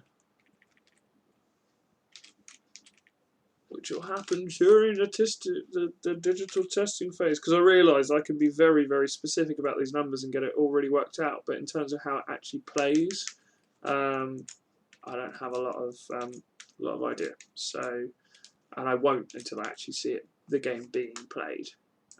If there's anyone else that's more autistic than I am that would like to use the savant powers in order to tell me exactly what the maths are, that would be great. So basically what I want to be able to do is have a busker beat a celebrity icon in terms of reputation and wealth. So therefore they will have equal opportunity to win by 2 very different gameplay styles.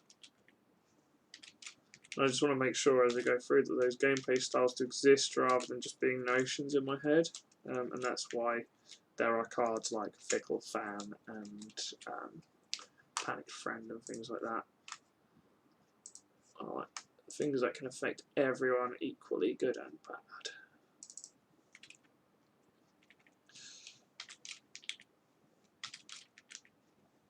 But this is the date that's going to get printed on the original version of the cards. I may, before we do that, just quickly go back and do some very basic maths, and also figure out what the formula would be for dividing by a negative number. Hang on, I've got Google here. It'd be great if I had this device. Divide by negative number. Multiply or divide the numbers normally. Change the sign as necessary using the rules of multiplying and dividing negative numbers. If the signs are the same, the answer is positive. If the signs are different, the answer is negative. Ah, of course, I remember doing this in school. That's right. So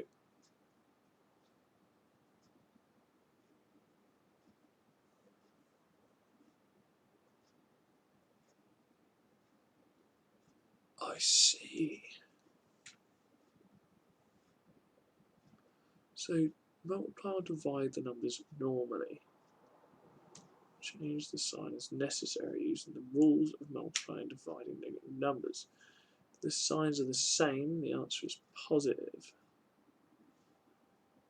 Okay. Let's have a look at this image. That looks like a helpful image. So plus divided by plus equals plus.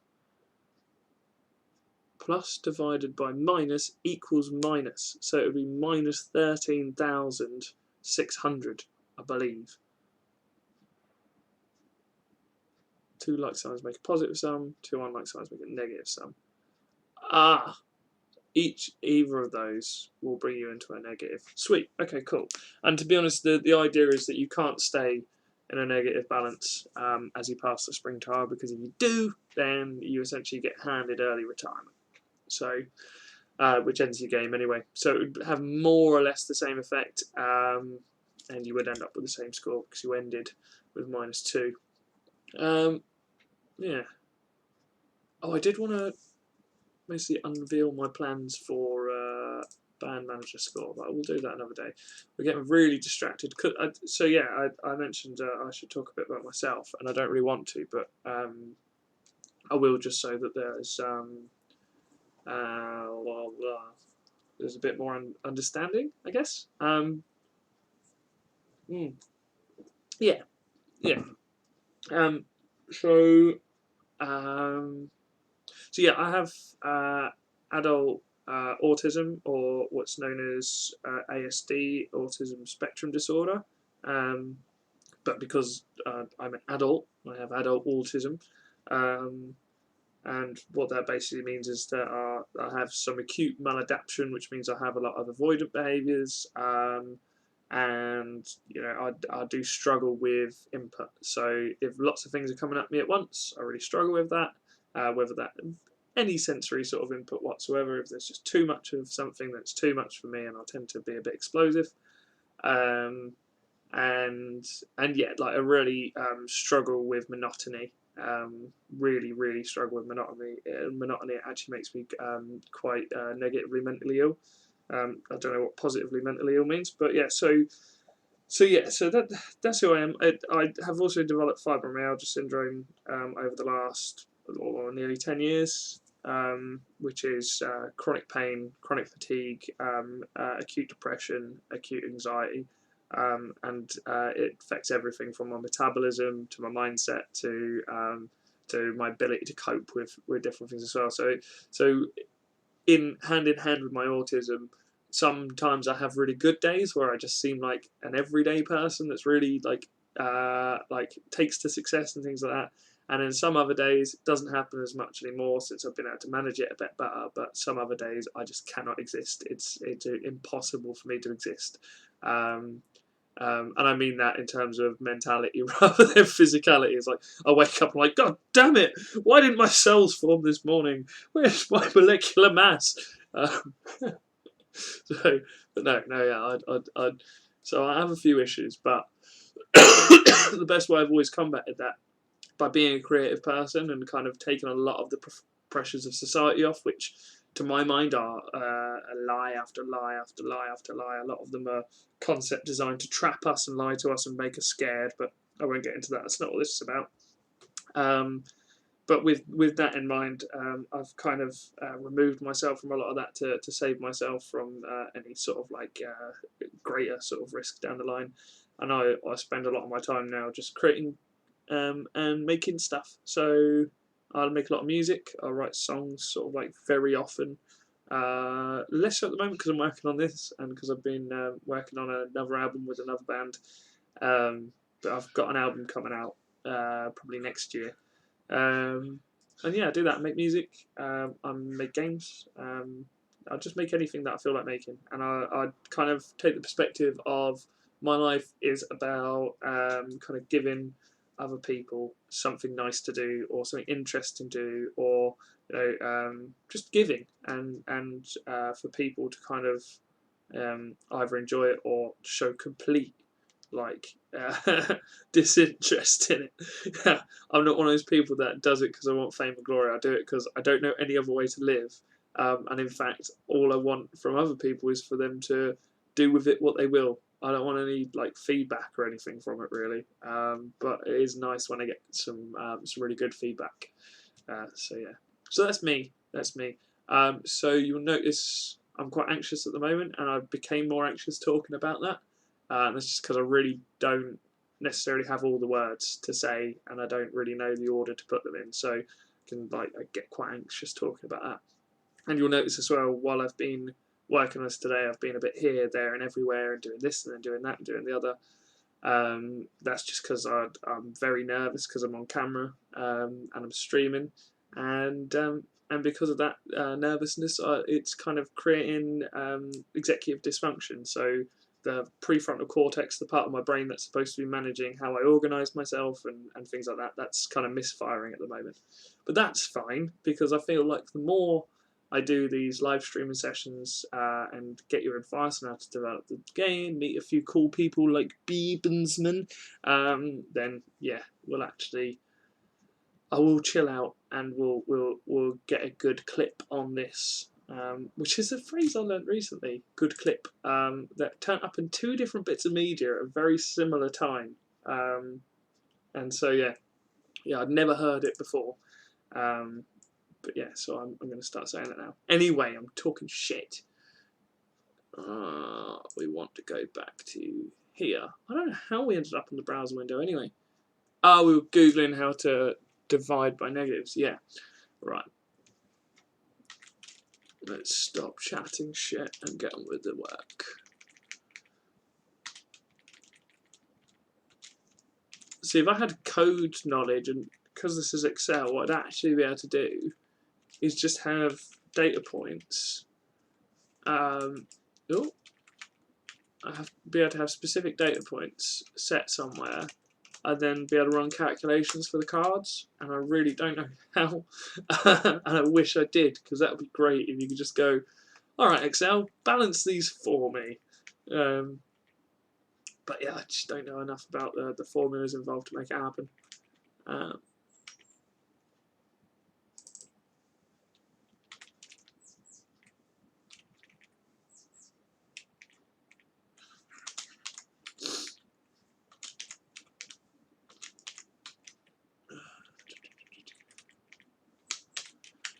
Alright, we're getting there. We're already at 30,000. There can only be a couple more careers to go. Yeah.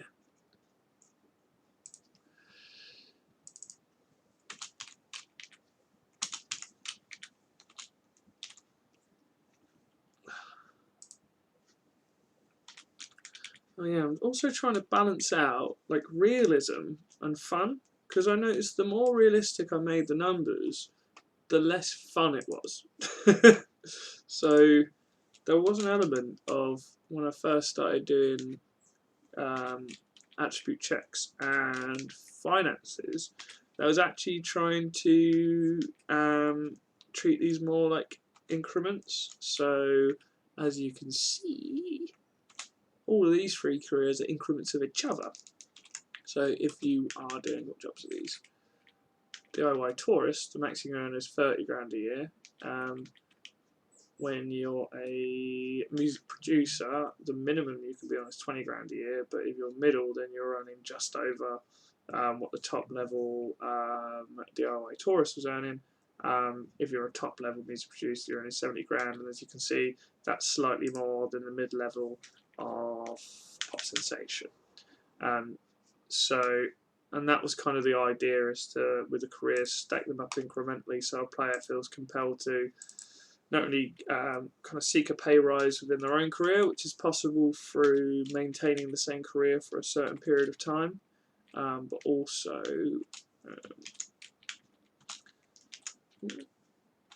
also feel like stepping up, down, and across. Because if you were, I think pretty much Pop Sensation and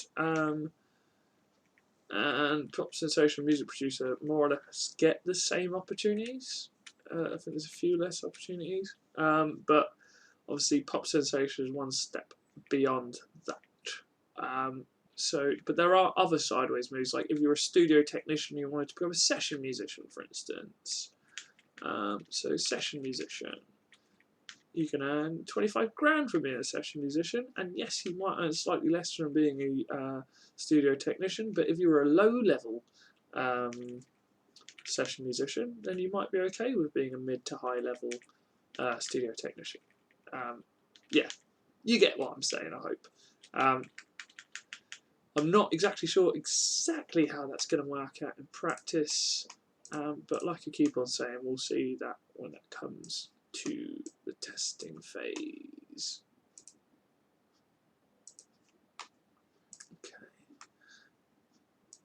These are all of your...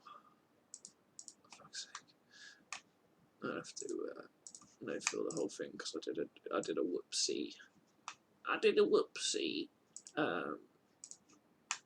Yeah, these are all your things. So you see, if you have a job for a year, you get the 1 year of service, which is called My First Pay Rise, and that can either give you a 1%, 2%, or 5% seasonal payoff. But then, once you get down to having the same job for 10 years, if you're a busker, for instance, then during that phase you would have an opportunity for a +5, then a +25, then a +50, then a +500. I think that's how it worked out. The buskers can still more or less make the money. And if you look like at real world buskers like Ali Montgomery over in Ireland, you can definitely see how over the last few years she's done that. You know, she's basically cultivated an audience and a following, and she doesn't really get much peace when she's busking anymore. She's like she's playing an arena festival every time she goes busking. But that happens, you know. If you're a long-term busker and you really commit yourself to it, then that shit can happen. Calculator. So let's say, for instance, you're on 150, then you divide by 100 times by 5. So you had £7.50, so you're then on £157.50, and then you divide that by 100, and then times that by, let's say 25. Hang on, let's make a note of what these amounts are. You've seen a rapey record producer. That's one of Nick's ideas for Scandal, so that won't actually be in this one. And that's a really inappropriate name. I'm sorry, but that's the working title for that card.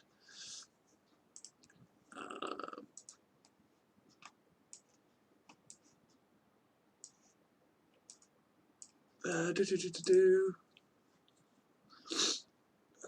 157. 5. Right, equals. And then we'll add that number, 157.5. That'll give us 196 and 8 and that and change. That would obviously count as 197 much.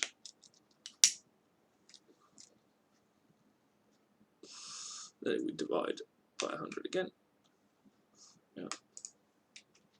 Let's say 197. Let's divide by 100. Fuck off. Fuck off, I hate computers. 197 divided by 100 times by 50. So add another 98 onto that. So plus 197 equals £295.50. I don't think we're going to be doing pence in this game, so these numbers already will be a little bit off. And then if you divide that number by 100, oh, oops, divide that by 100, and then times by 500, oh, which would be your very last one. You'll be gaining 1,477 per season.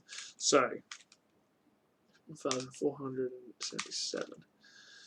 So don't worry about the 50 pence. So obviously these aren't exact numbers because I've done a bit of rounding and I divided numbers by numbers that I probably shouldn't have, but this kind of shows the incremental growth of a busker over a 10-year period. So bear in mind these numbers will probably go up because I need to rebalance them, but start off at 150, let's say. So your first wage is 150, we then see a £7 increase, we then see another £40 increase, we then see another £100 increase, and then last but not least, we see over £1,000 pay rise there, which is crazy.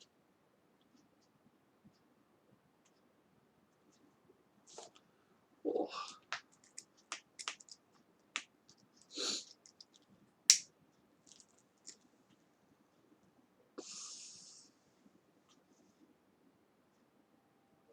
So you got that, let's say,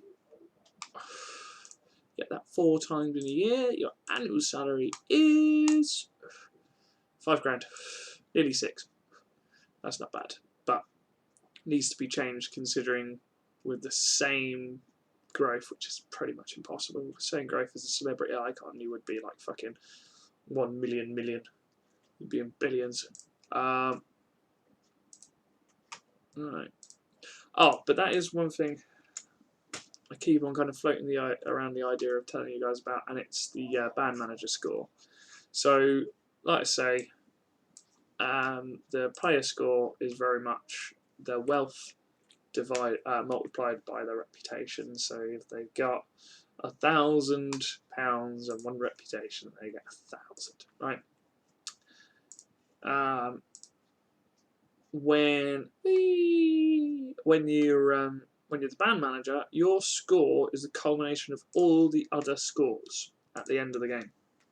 So let's say you had a couple of players that ended with a score of 5,000 and then a couple more players that ended with a score of 10,000, then you'd be on 30,000. Right? The band manager score will be 30,000.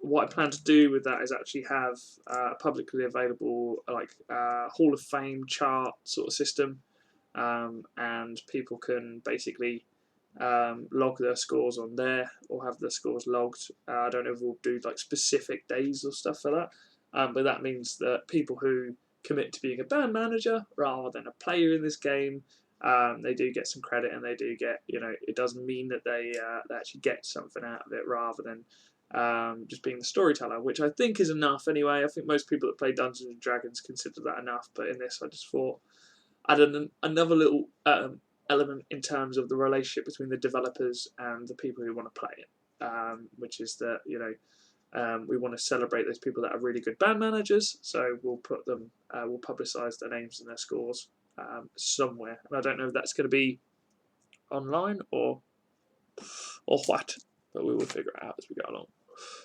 The tea's nearly cold. I did make it nearly an hour ago, I guess. That is tepid as fuck. What's the time, Dr. Wolf?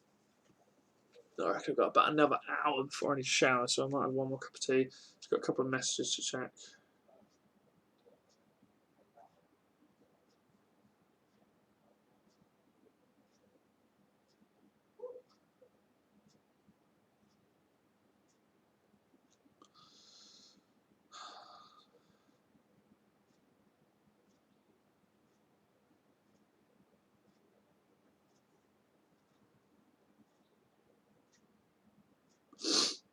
Oh, sorry, that's the message from the band I needed to reply to. Right, so back to Be Right Back then. Alright, and then, yeah, be right back for a cup of tea, with a cup of tea. Oh.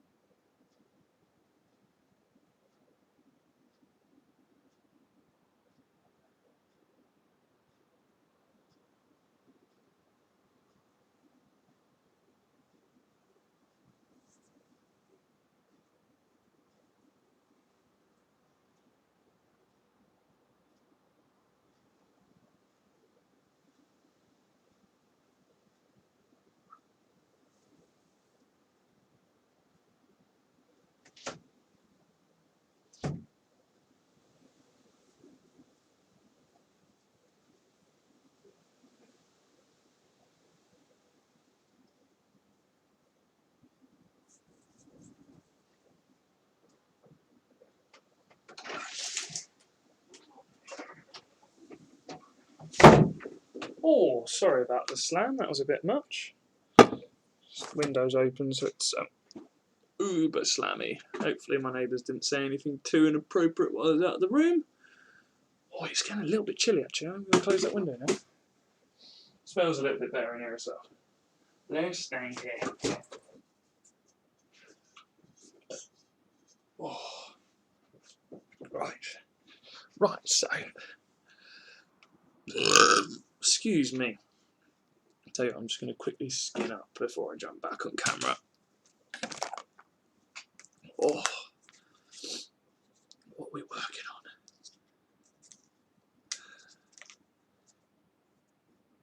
on? I reckon, yeah, let's just try and get the finance cards finished over the next hour and then jump in the shower. That way, I'll probably log in again tonight. I'm on a radio show tonight, Stony Radio. That's from 6 PM on Andy Powell's show. So I will be leaving for Wolverton around 4, and then I'll be arriving in Wolverton by about 4:30 at the latest.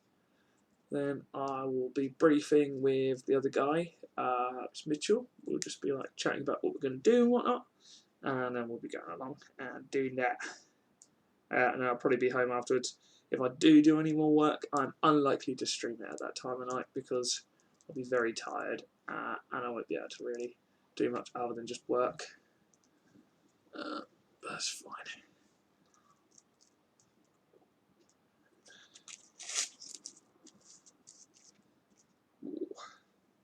Yes, my hope is that I keep on doing these streams on the lead up to production. We'll have more and more people come and join us as we do these sessions, and then we'll have a fucking awesome finished game.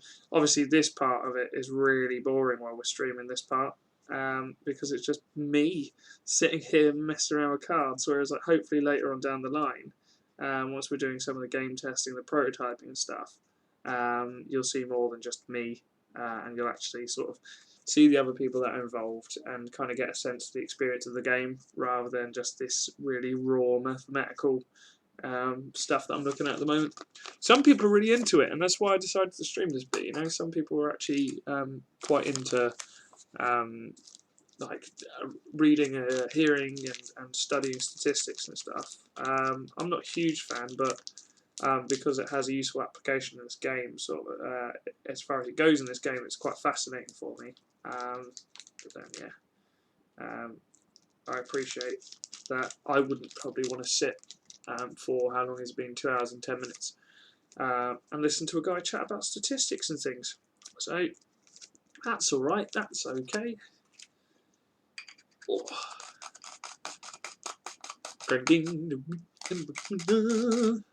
Hang on, what is this? Enable draw mode? What?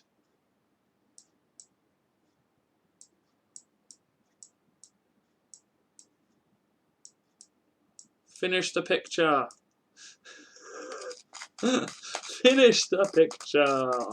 What do you think it's going to be? What do you think it's going to be? Oh, the picture. What is it? You tell me what you think the picture is, and I will finish drawing it right after this commercial break.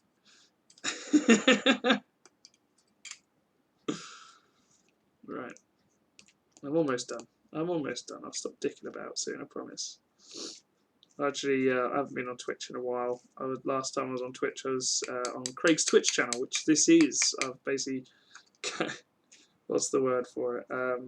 Co-opted the Craig's Twitch channel to be the We Are Musicians channel now, because I decided that, quite frankly, I don't have enough time to spend sitting around and playing video games as much as I'd like to spend actually creating things.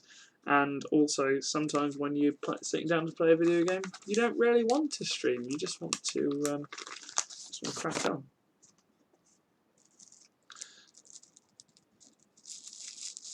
Finish the picture. What could it be? Use your imagination. Alright. I hope you're ready for this because it's a really important picture.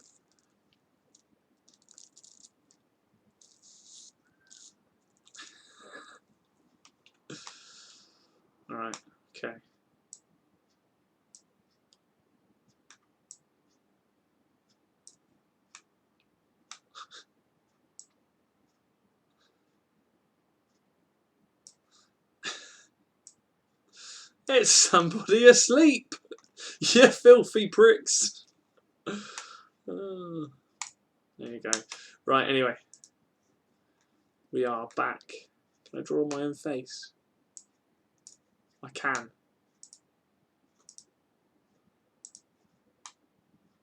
I want to draw a sort of crown. I'm getting distracted again, guys.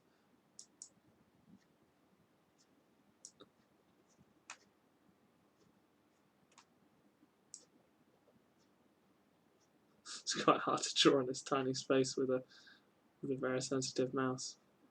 Oh, I fucked it. Right, I've just got white on my head. Go away, draw mode. Right, anyway. Right, anyway. Let's get these finance cards squared away. I've only got a few to do. And then I need to come up with more ideas for finance cards, basically.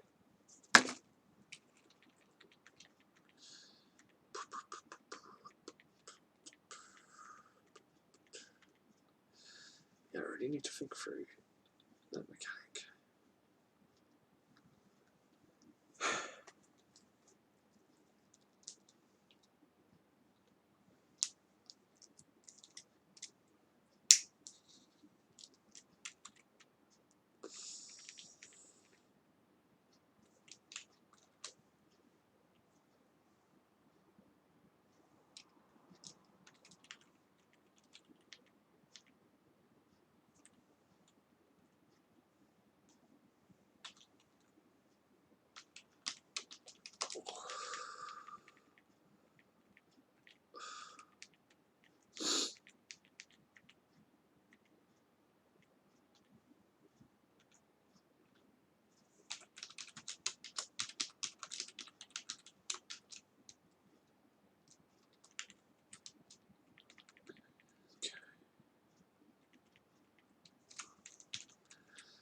Let's move that over there. So I'm going to work up this card because this card's pretty much solid in my head.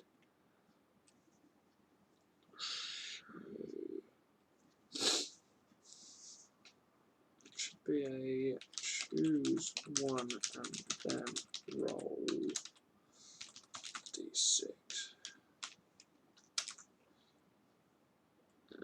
A. Give that one even as well.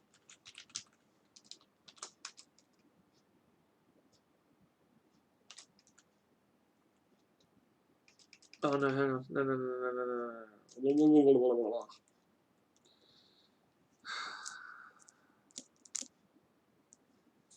So.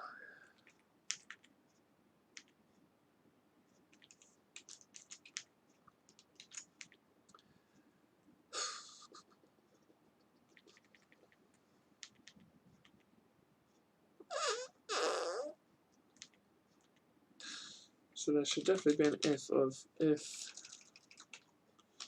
this player has no money.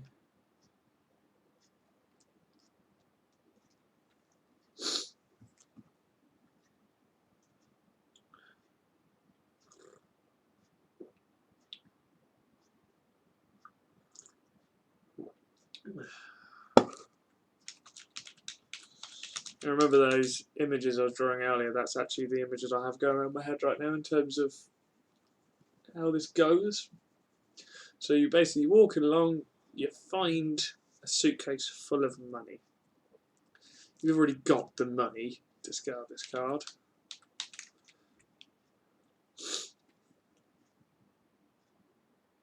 Ah, hang on. No, I'll just do it a better way. No, will I? Ah! Okay.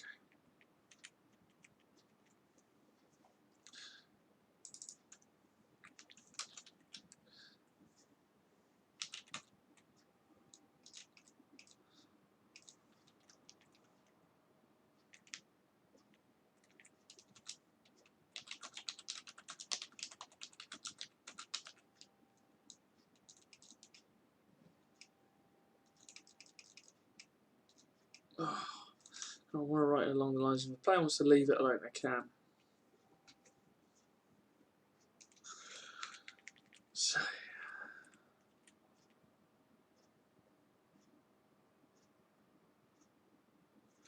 There should be roll a okay,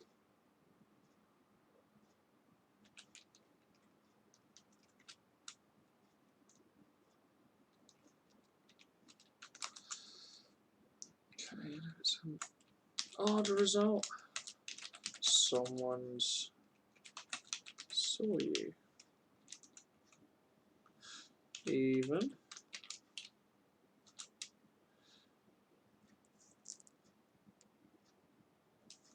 Yay. Free money. Right.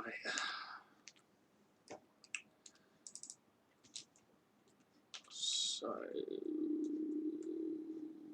you'd get. I think the value of this one was 500 grand, which makes sense. Half a mil. Apparently, that's most bank robbers will turn over in their career about half a mil.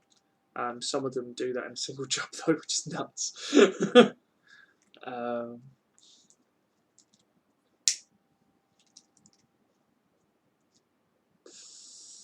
So it's plus 500,000 wealth, and then gain mob money.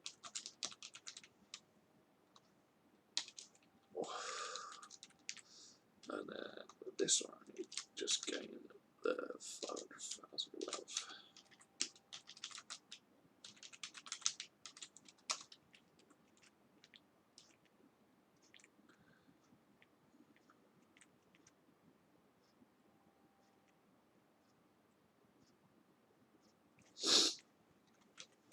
That's already factored in now. That's what I mean. I didn't want there to be any minimum requirements whatsoever, so any player can just stumble into the suitcase and choose if they want to take it.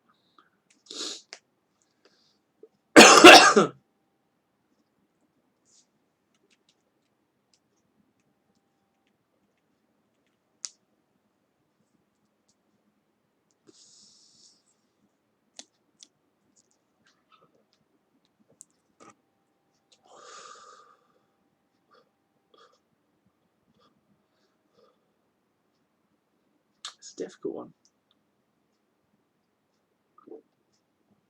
It is very much a difficult one to decide how to play this, because really this is the beginning of the loop, so I guess play this really in any way I want. But bearing in mind I've already got mob, so need to have the mob money. The boss thinks you have his money, so you can either pay the money back. So they can either blackmail you. They have to pay the money and then they blackmail you, which means they can come back. So it's another like open loop. Boss is done here for now, so you can discard that on both.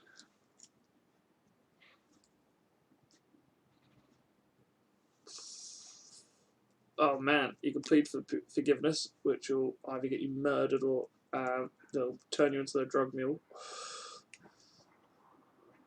Or if you're very lucky, you can deny it and they'll be like, fine, but otherwise they'll murder you. You don't trifle with the mob, by the way, guys. There's one thing I want to make sure I'm clear with in this game is like, if anything like that is happening, that I'm not encouraging. Oh yeah, and you've also got wired for sound, which is a whole nother loop. This is one of the biggest loops in the game, is the mob loop, and I won't spoil it for you. So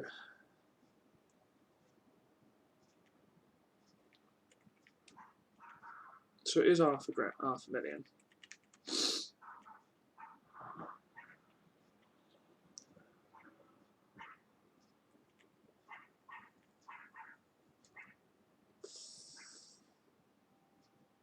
I don't want to play this.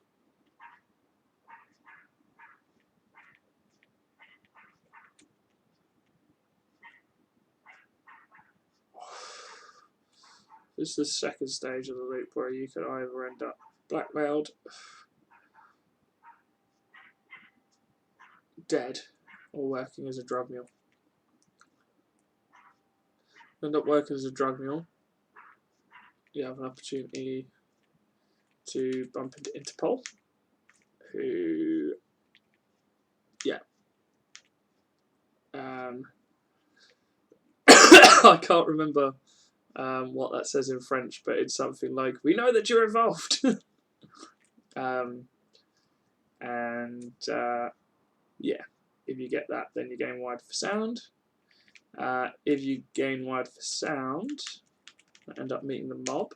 This player interacts with the mob, roll a d6. Nothing happens, +2 reputation, -1 nepotism. Oh, Jesus Christ. Yeah, so basically, just wait for them to say something criminal, we'll do the rest. So basically, the police come along, and if you roll odd, then they don't manage to catch them. If they roll even, then they do manage to catch them, which gives you +2 reputation, but takes away one of your friends, one of the people in high places. You get to discard drug money, drug mule, wire for sound, the mole, and blackmailed. Which, where does the mole come from?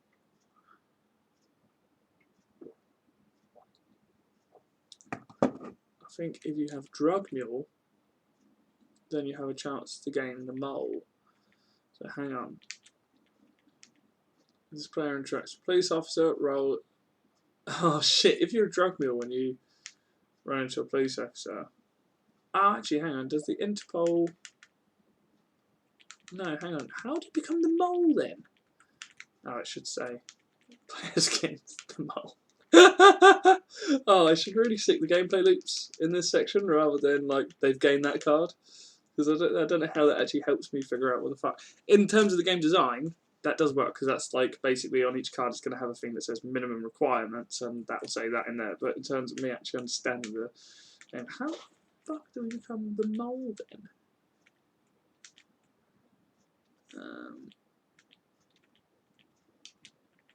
No. Interpol. Oh, I see. If you roll odd, then you have an opportunity to gain wide for sound and the mole. So what that means is basically, yes, you're spying for Interpol, but the mafia basically know about it.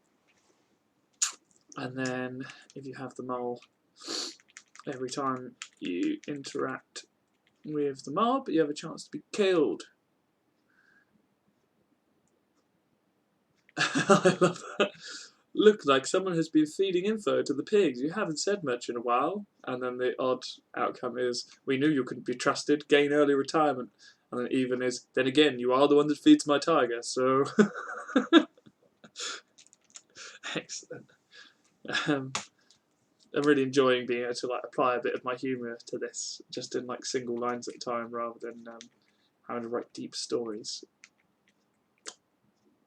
Okay. So then, finances. We're looking at the suitcase. Gained mob money.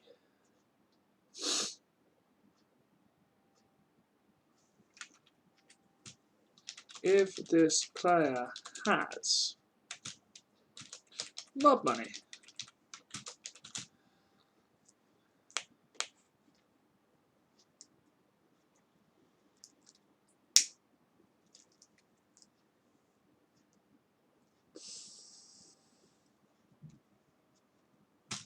I might as well just list all of them. So what were they? Mob money, drug mule, the mole, or wired for sound, discard, discard. So you can't get it if you're already in the loop, basically. That's the reason I'm thinking about them as loops, because kind of there's a circular nature to them all, where kind of either they're a single interactive thing that's just on the card itself, you get an opportunity to succeed or fail, or good success, good success, not so good success, things like that. But then, yeah, on things like this, as you can see, there's 1, 2, 3, 4 different aspects to this, I think. There might be 5. I just need to go back and double check. So mob money, drug mule, the mole, and wired for sound. So, wired for sound, the mole, drug mule. Blackmail doesn't matter. except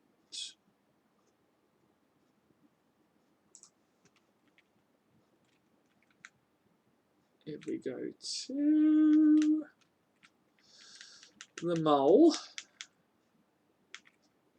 no, where is it that we basically get rid of everything in the loop? Is it wired for sound? Yeah, and blackmailed. If gained via the mob, right, so yeah. You can't just like get rid of blackmail from someone else. Okay.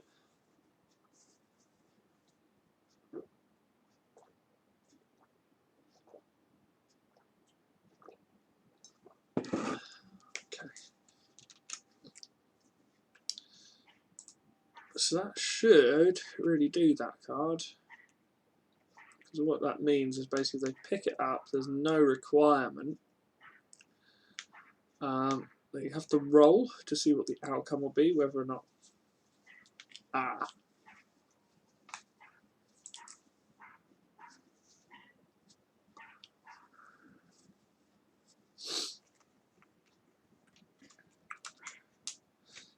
If the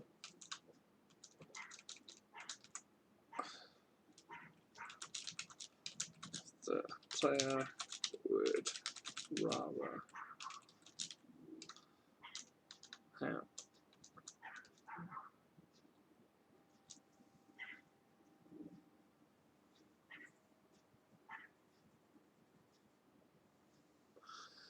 if the player wishes to leave the suitcase alone,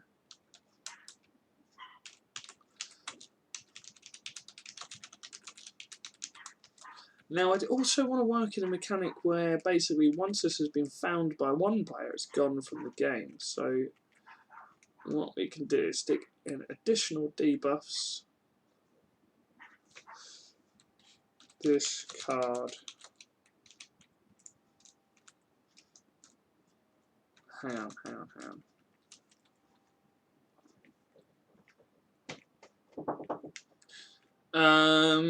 on.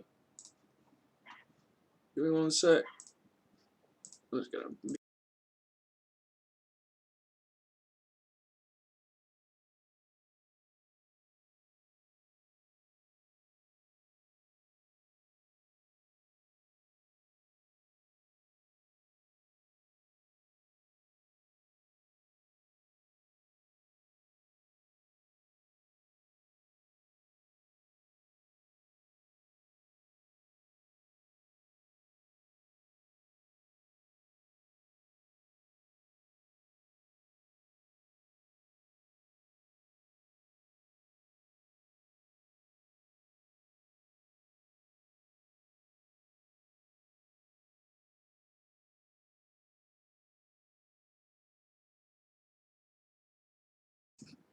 And I'm back.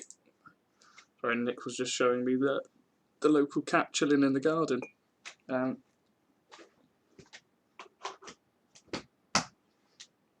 Oh,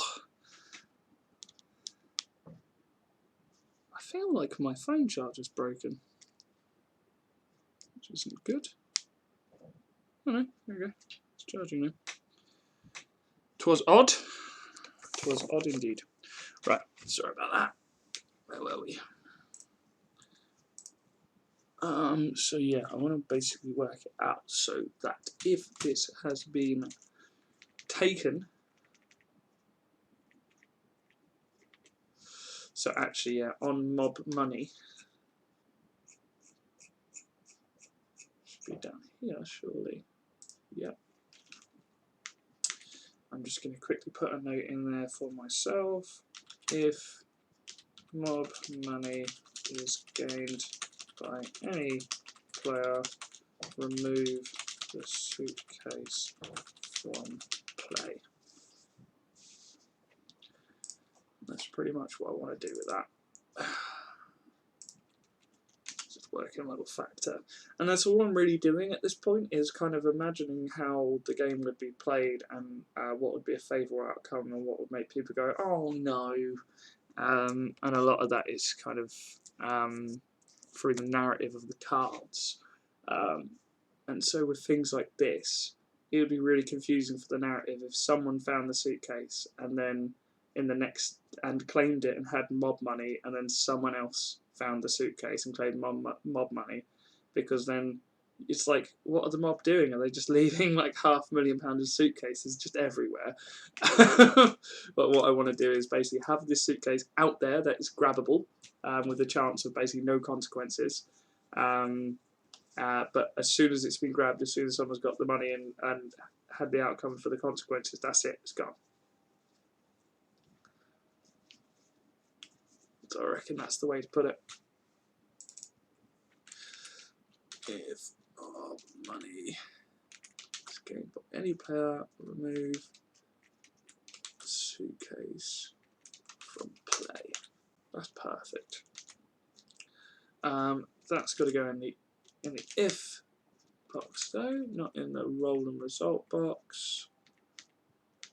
And then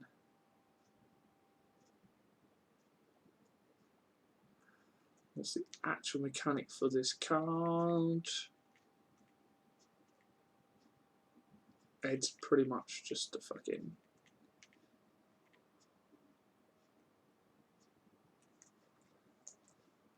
a target on your head at this point. So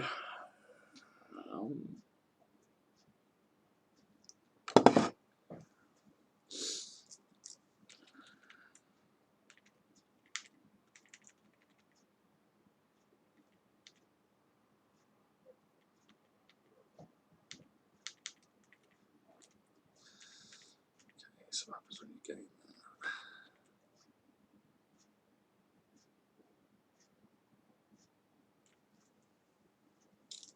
This card unlocks certain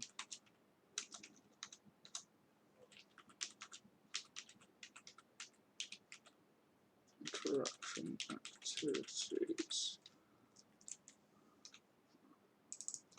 which I think is what we've been pretty much putting on the talent cards.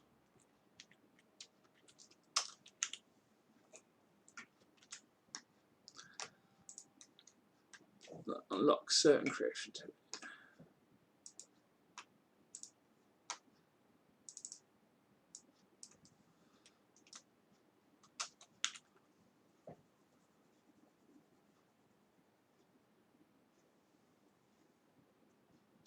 Don't think I need to put certain in there.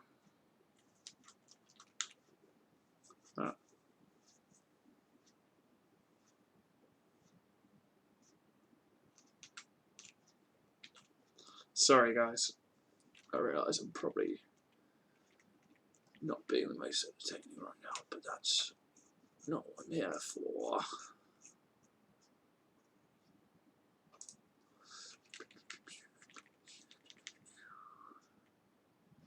Tax bill basically done. Windfall.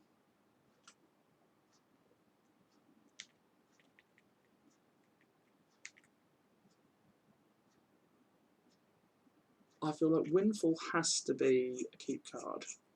Has to be sidebar.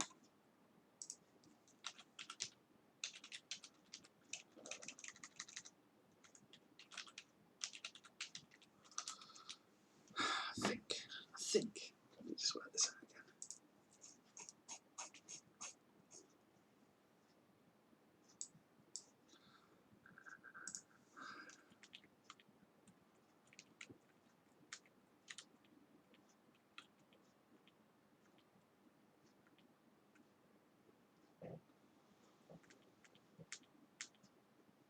Where the fuck has Panic Friend gone? Oh, there it is. Right.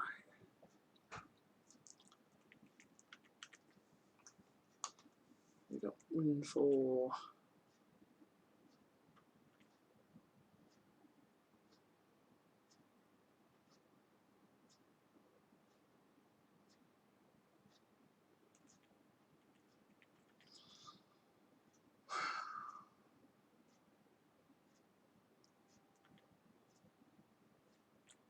Yeah.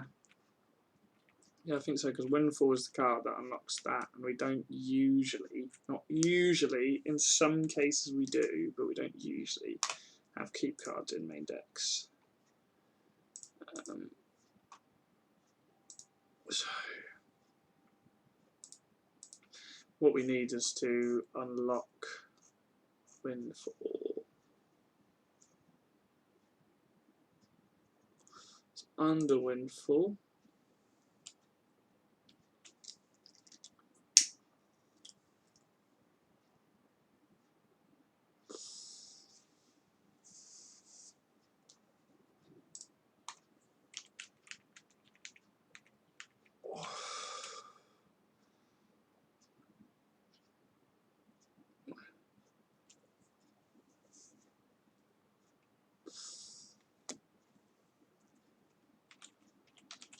I'm just going to call it Rogue Wad right now.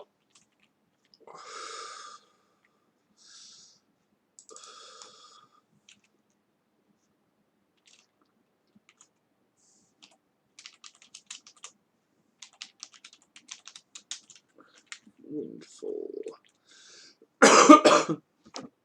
Which does make sense, because then this goes back in the deck. Which again, I don't know, it should...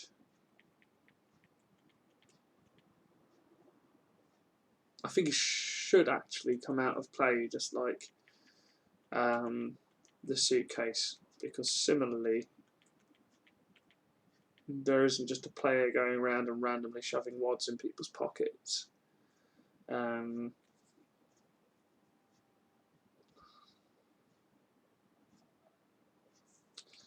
Okay, Windfall.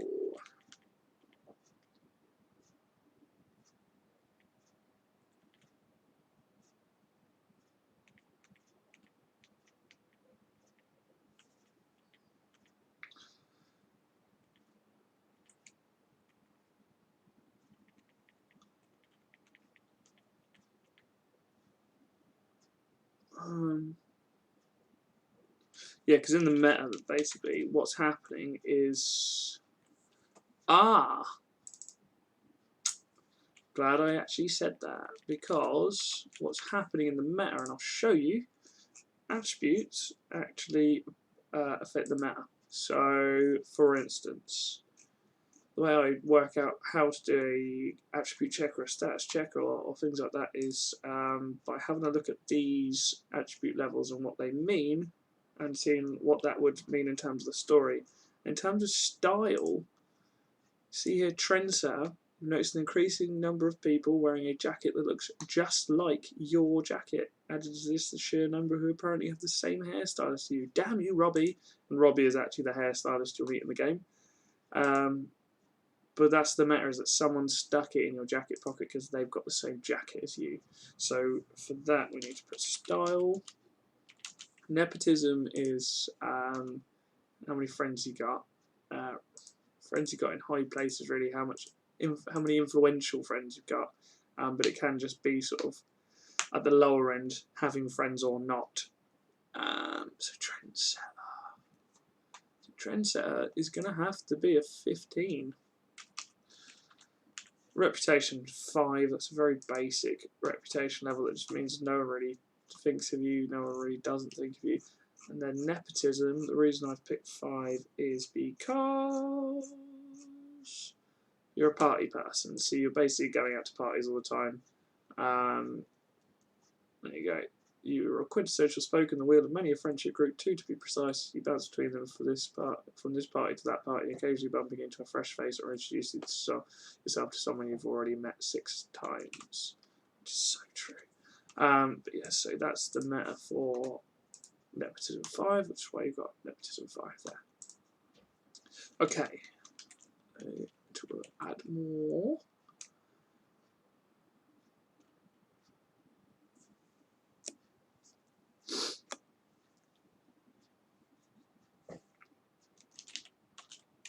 Did you put that there?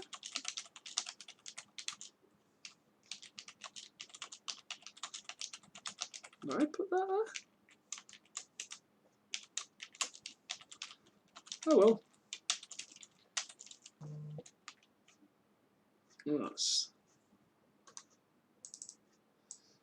And I've been using emphasis within here, just to add a little bit more to the character. So this one reads more like, the time has come to pay the piper. I hope you kept hold of those fast food receipts. And this was like, did you put that there? Did I put that there? So I'll do italic and bold. I put that there. Oh well. And like here, apparently these people will spend thousands for a pixelated image of your face. Right, so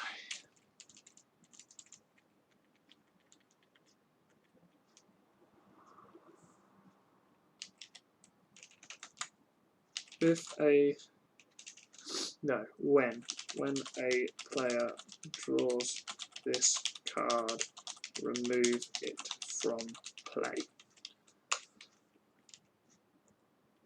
There you go.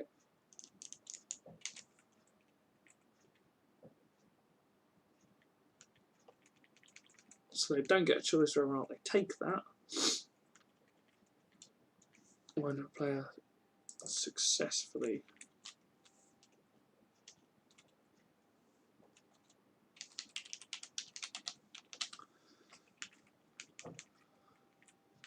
so you just gain windfall.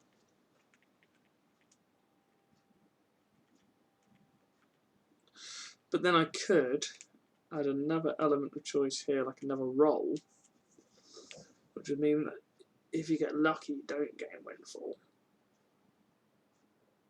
But no, I kind of want the meta to be, you've gone to a party, someone's shoved something in your jacket, but then they've all had a chat and figured out it was your jacket. I don't want it to be like, oh no, you got away with that. I want it to be kind of like a thing that you have to kind of complete, whether that's with Dave not trusting you or such like. That's what's important. So now I can get rid of the keep on that. So I'm in keeps. You'll see some, for instance, in the career, they'll be marked with keep, and what that means is that basically you keep them in your hand until told otherwise. But not all of them have that. For instance, interactions, definitely you don't keep interactions, they're one-time things, but then when you come to the sidebar, the things you get from interactions, yep, but lots of things that you can keep hold of in your hand. Same with the creations. I don't believe you get to keep any of these. But yeah, there's keeping. Oh yeah, there's a trading mechanic as well. I already kind of touched on that, but so only specific cards and wealth can be traded. So for instance, if you went to a party, you could say to player 1 could say to player 2, I've got this like in gig booked, but I don't want to do it, and I noticed that you need to have a gig book to go on your next tour. So how about you give me 1 million? I'll give you this gig booking, and things like that. Similarly, with if a player writes a song, before they record that song, they can essentially sell it to another player. They can go, well, I've written this song, and I don't really want to be sort of like releasing music at the moment, or they happen to get to a trade and they're weighing it up and they're thinking that person, in order to get a vinyl record, they need one more song, and that's going to net them loads of money. So you can go, right, over the next 10 turns, you hope to gain £1 million off of this offer, so I want £500,000 straight up. Now that might skint the person, but they might go, you're right, actually, I'll be able to create a vinyl record if I have that, and so it's worth it, and so that's where the trading mechanic comes in.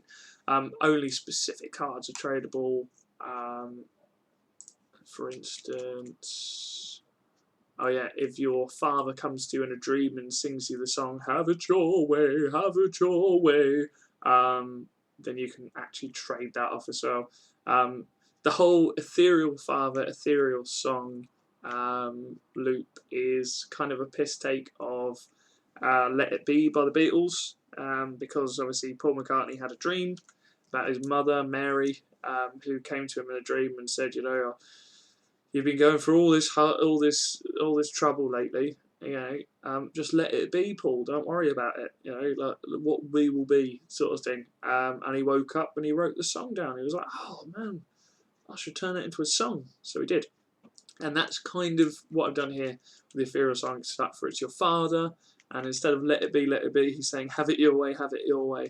And basically, by following that, that's very much the same gameplay loop as writing and recording any song, apart from basically to write the song you have to have the dream, which is an interaction, and then in order to produce these things you have to have slightly better equipment and a slightly bigger budget. But the payoff at the end is bloody ridiculous. What is it? So yeah, if you have a Magnus Opus, you get 10 reputation every time you pass the spring tile, which is just fucking mental. It's basically like every year you get 10 reputation. So your score is multiplied by 10 every single time you pass the spring tile. So it's mad. And maddening for some players, I imagine. But that's the point. I've got probably about 10-20 minutes until I need to start getting ready. So we'll more or less leave it there in a moment. I just want to quickly put this feeler text in. What was the feeler text originally? Something's gone wrong in the accounts, I'm not quite sure yet, but if we find out, we'll let you know.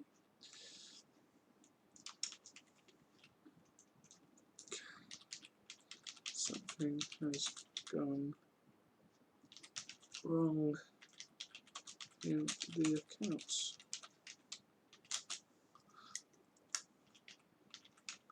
Not quite sure what yet, but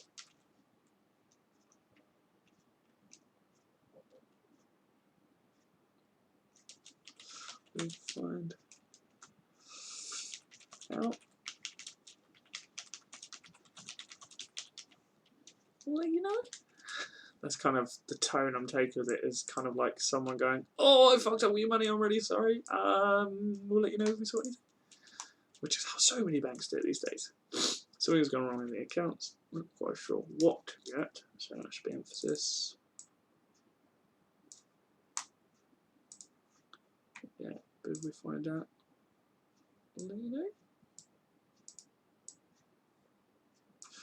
Sweet. Okay. You gain that, you lose 50% wealth, and if you're lucky, you gain financial investigation.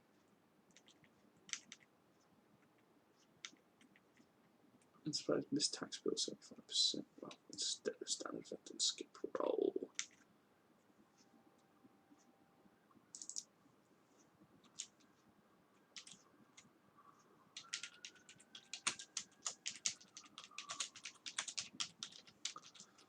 Discard.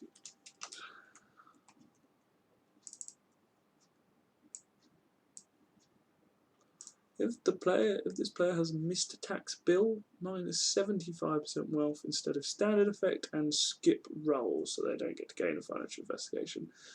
And also the caveat to that is discard missed a tax bill. I think that was that done for now. Tax break. As it happens, we found you paying too much tax.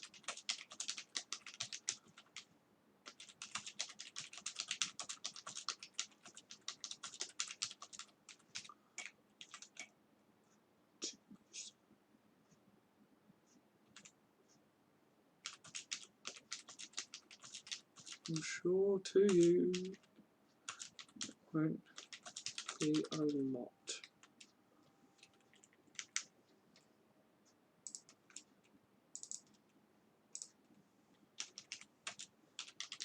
Might as well have it anyway.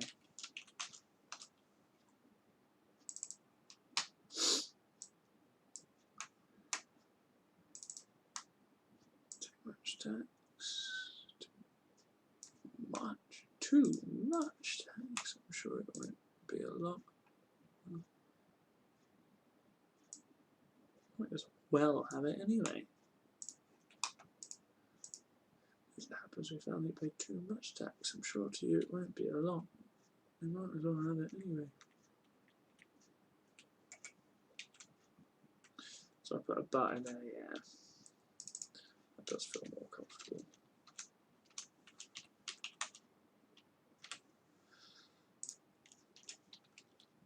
Okay. Getting £500 wealth. Oh, I feel like I should definitely roll a d6 there.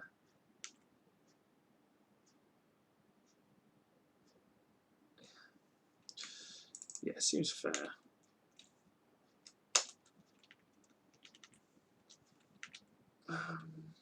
So,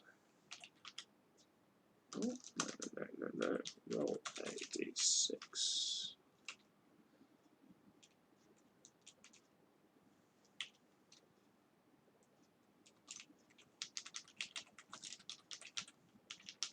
Pocket money. I don't know why I wrote A, that should say odd.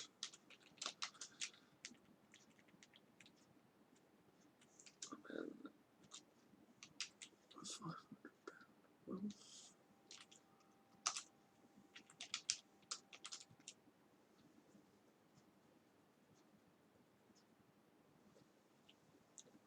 I reckon 3 times that maybe, 1500.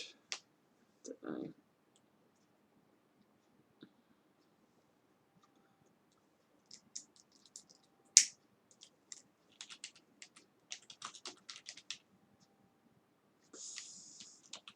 Fair lump. And I'm going to call, what I'm going to give that off. Times that by 10. Because that way for players that are a little less further in the game, it's not a complete waste of time.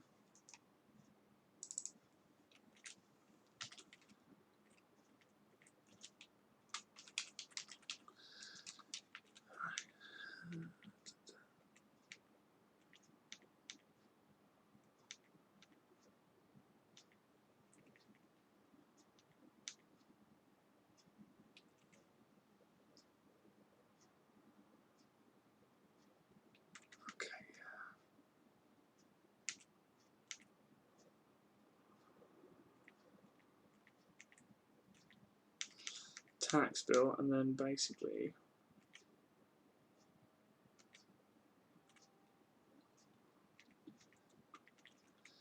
so I've got to basically get them from that on this tax bill.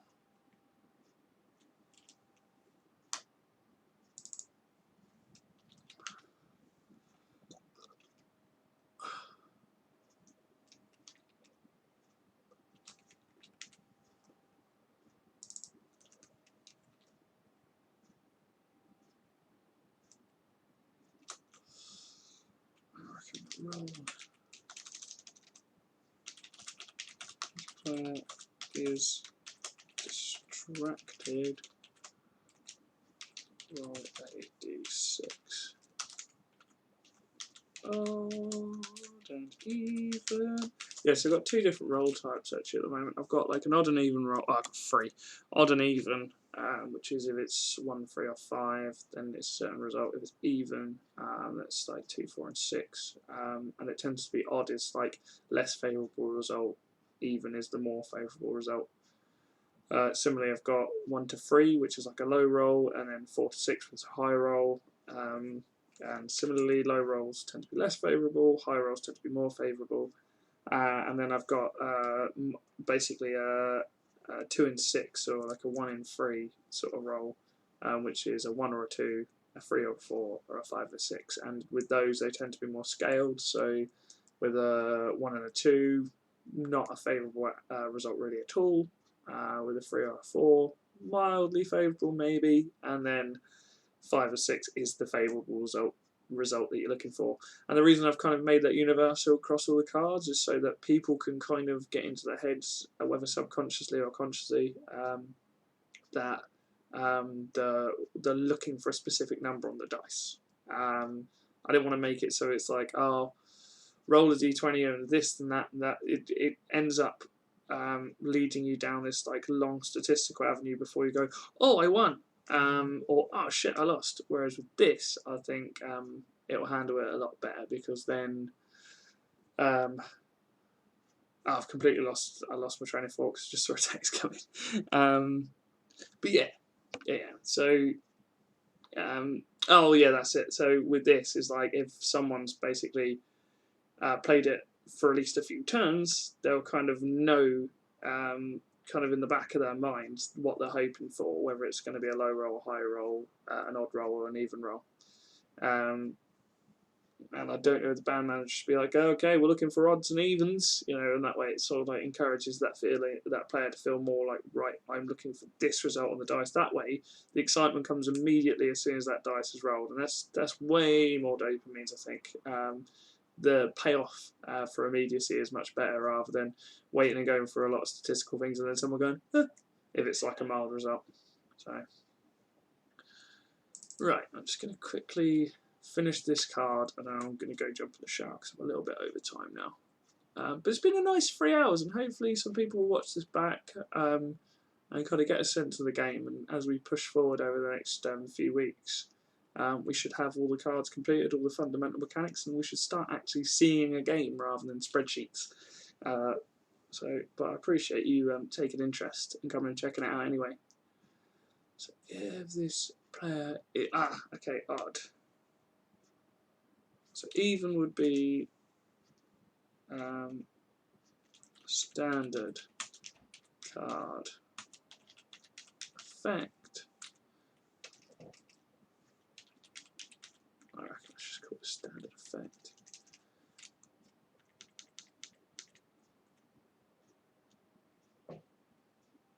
And if it's odd, then it should gain missed tax bill. And we'll just keep the language nice and simple for now at that, because then I can basically come back to that and kind of understand what I was doing about having to like dig through the language of it. Yeah, I'm just going to leave it there to be honest, because that's a good place to stop. Like I say, I may come back tonight and crack on and finish this section of the cards and expand it a little bit, because out of all of the sections, this is looking the thinnest. So there's 8 finance cards, 2 of which that get taken out in play. So that's basically 6 common finance cards.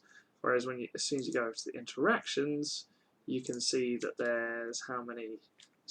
30 different interactions, which spurn off 16 different loops, basically, or advantages in the game. Creations also, we got fucking, how many creations? We've got bloody things that you can actually create and have. I think it's 37, but actual interactive activities, creation activities, 16. See, so there tends to be a flip on some of these categories, whereas creation, very much. There's 16 different activities to choose from, but those 16 activities can spurn off 37 different creations. With careers, there's 12? Is there 12? I think I locked it at 12. Yeah, so I've basically locked careers at 12 because I didn't want to put any more in the base set. I was thinking there's plenty of room for expansion in different careers. These tend to be the actual genuine ladder that people in the music industry face, so that makes sense. I did change function band to try and make it a bit more funny. I've changed it to family band leader, but actually in reality that would be sort of a function band musician, someone who goes out, plays weddings and working man's clubs and things like that. But yeah, so it's all coming along. Creations, and then talents, of course. We've got like 18 different talents, and then that actually only leads to 4 different cards in the sidebar, which hopefully they'll expand on that as we go. And then press. So you see, I've kind of started off with 16 and 16, but as I go along, some of them will go up, some of them will go down. We've got the characters, and then we've got the clipboard, which is just this little thing here. But that's it from me today. Thank you very much for joining me. I appreciate you. I hope you appreciate me. I appreciate your face.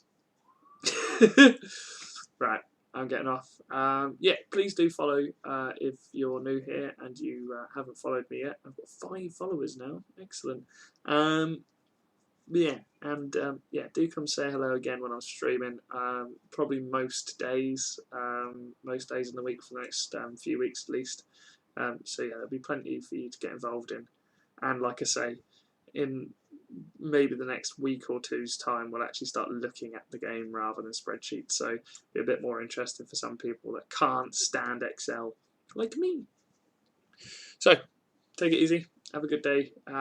If you have any ideas in the meantime, just send them through to me on Messenger or here. And yeah, I'm going to stop shaking my head for no reason. Goodbye. Hasta luego.